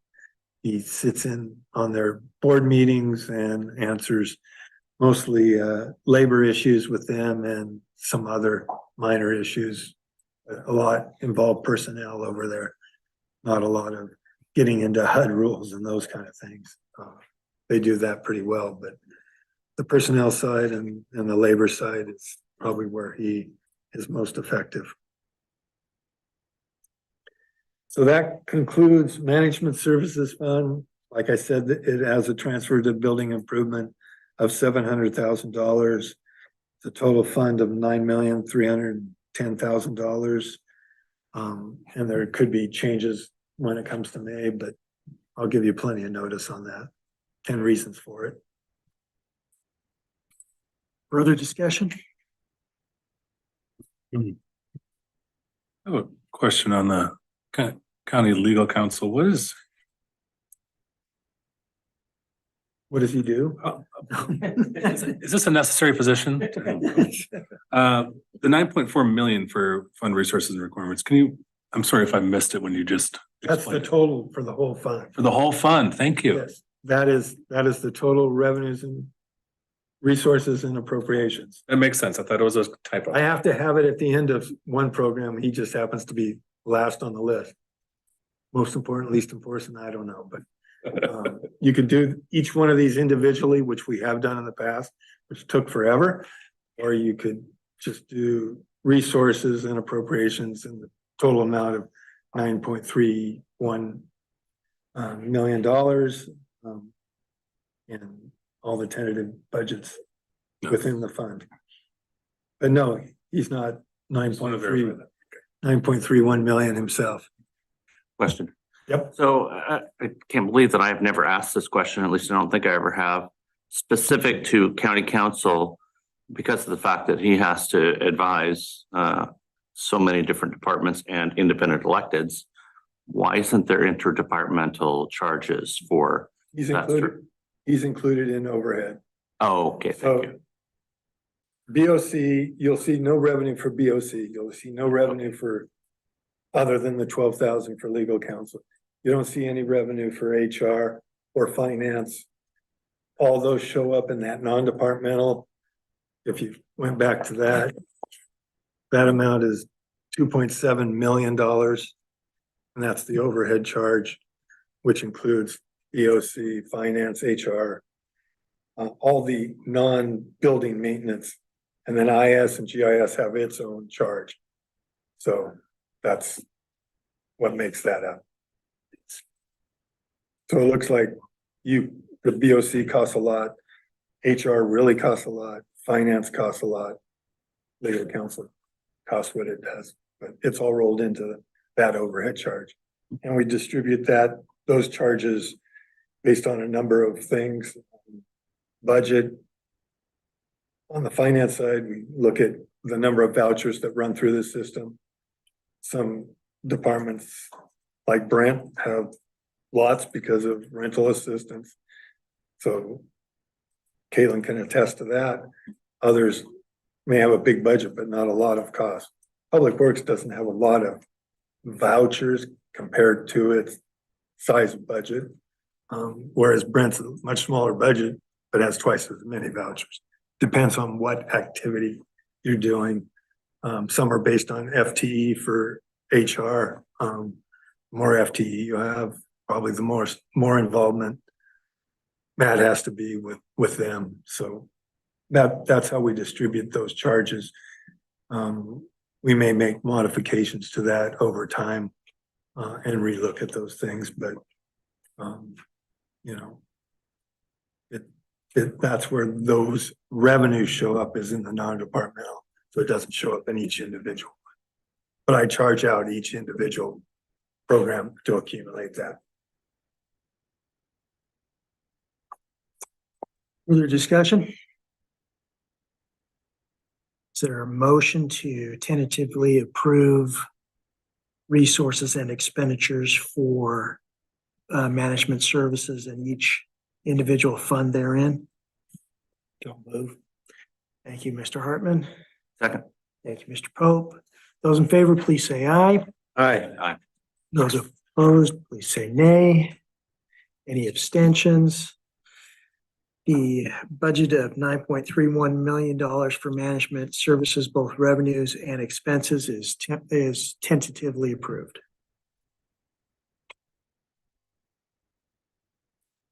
You want to continue on today or?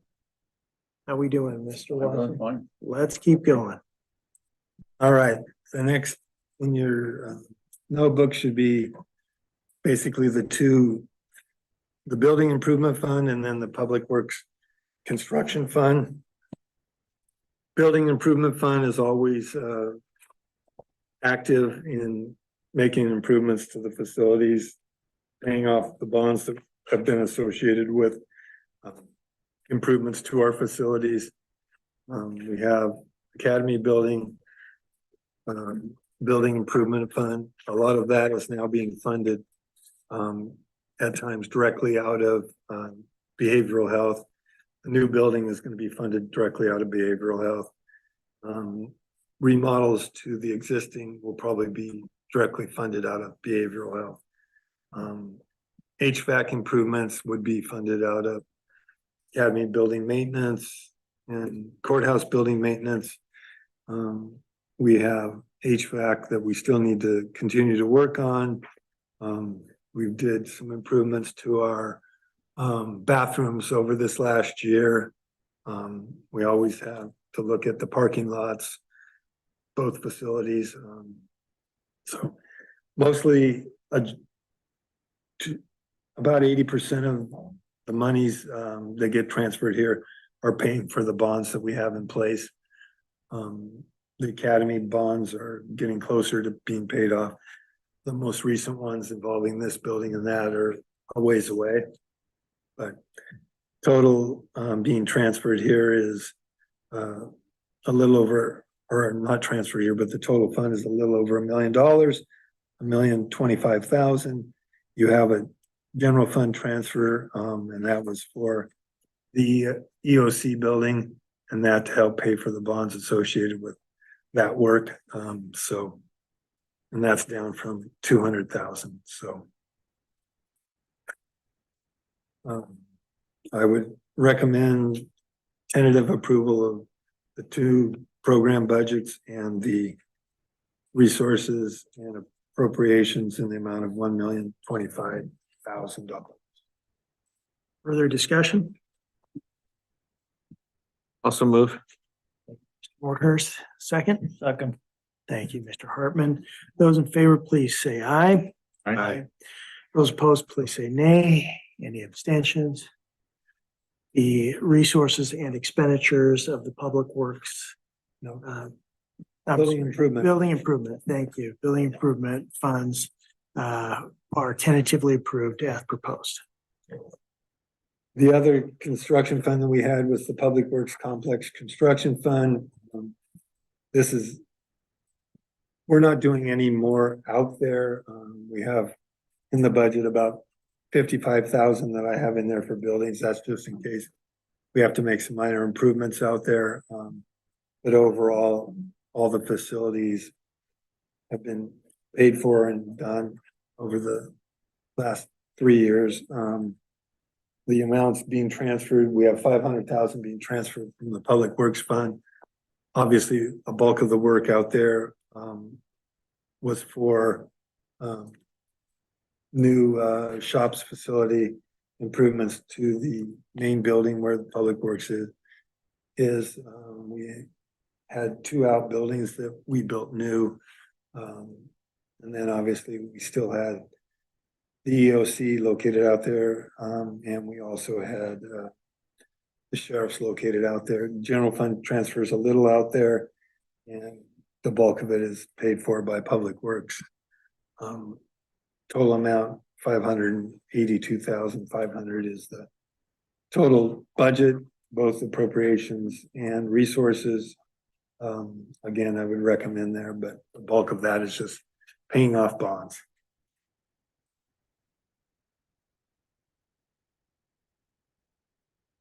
Further discussion? Is there a motion to tentatively approve?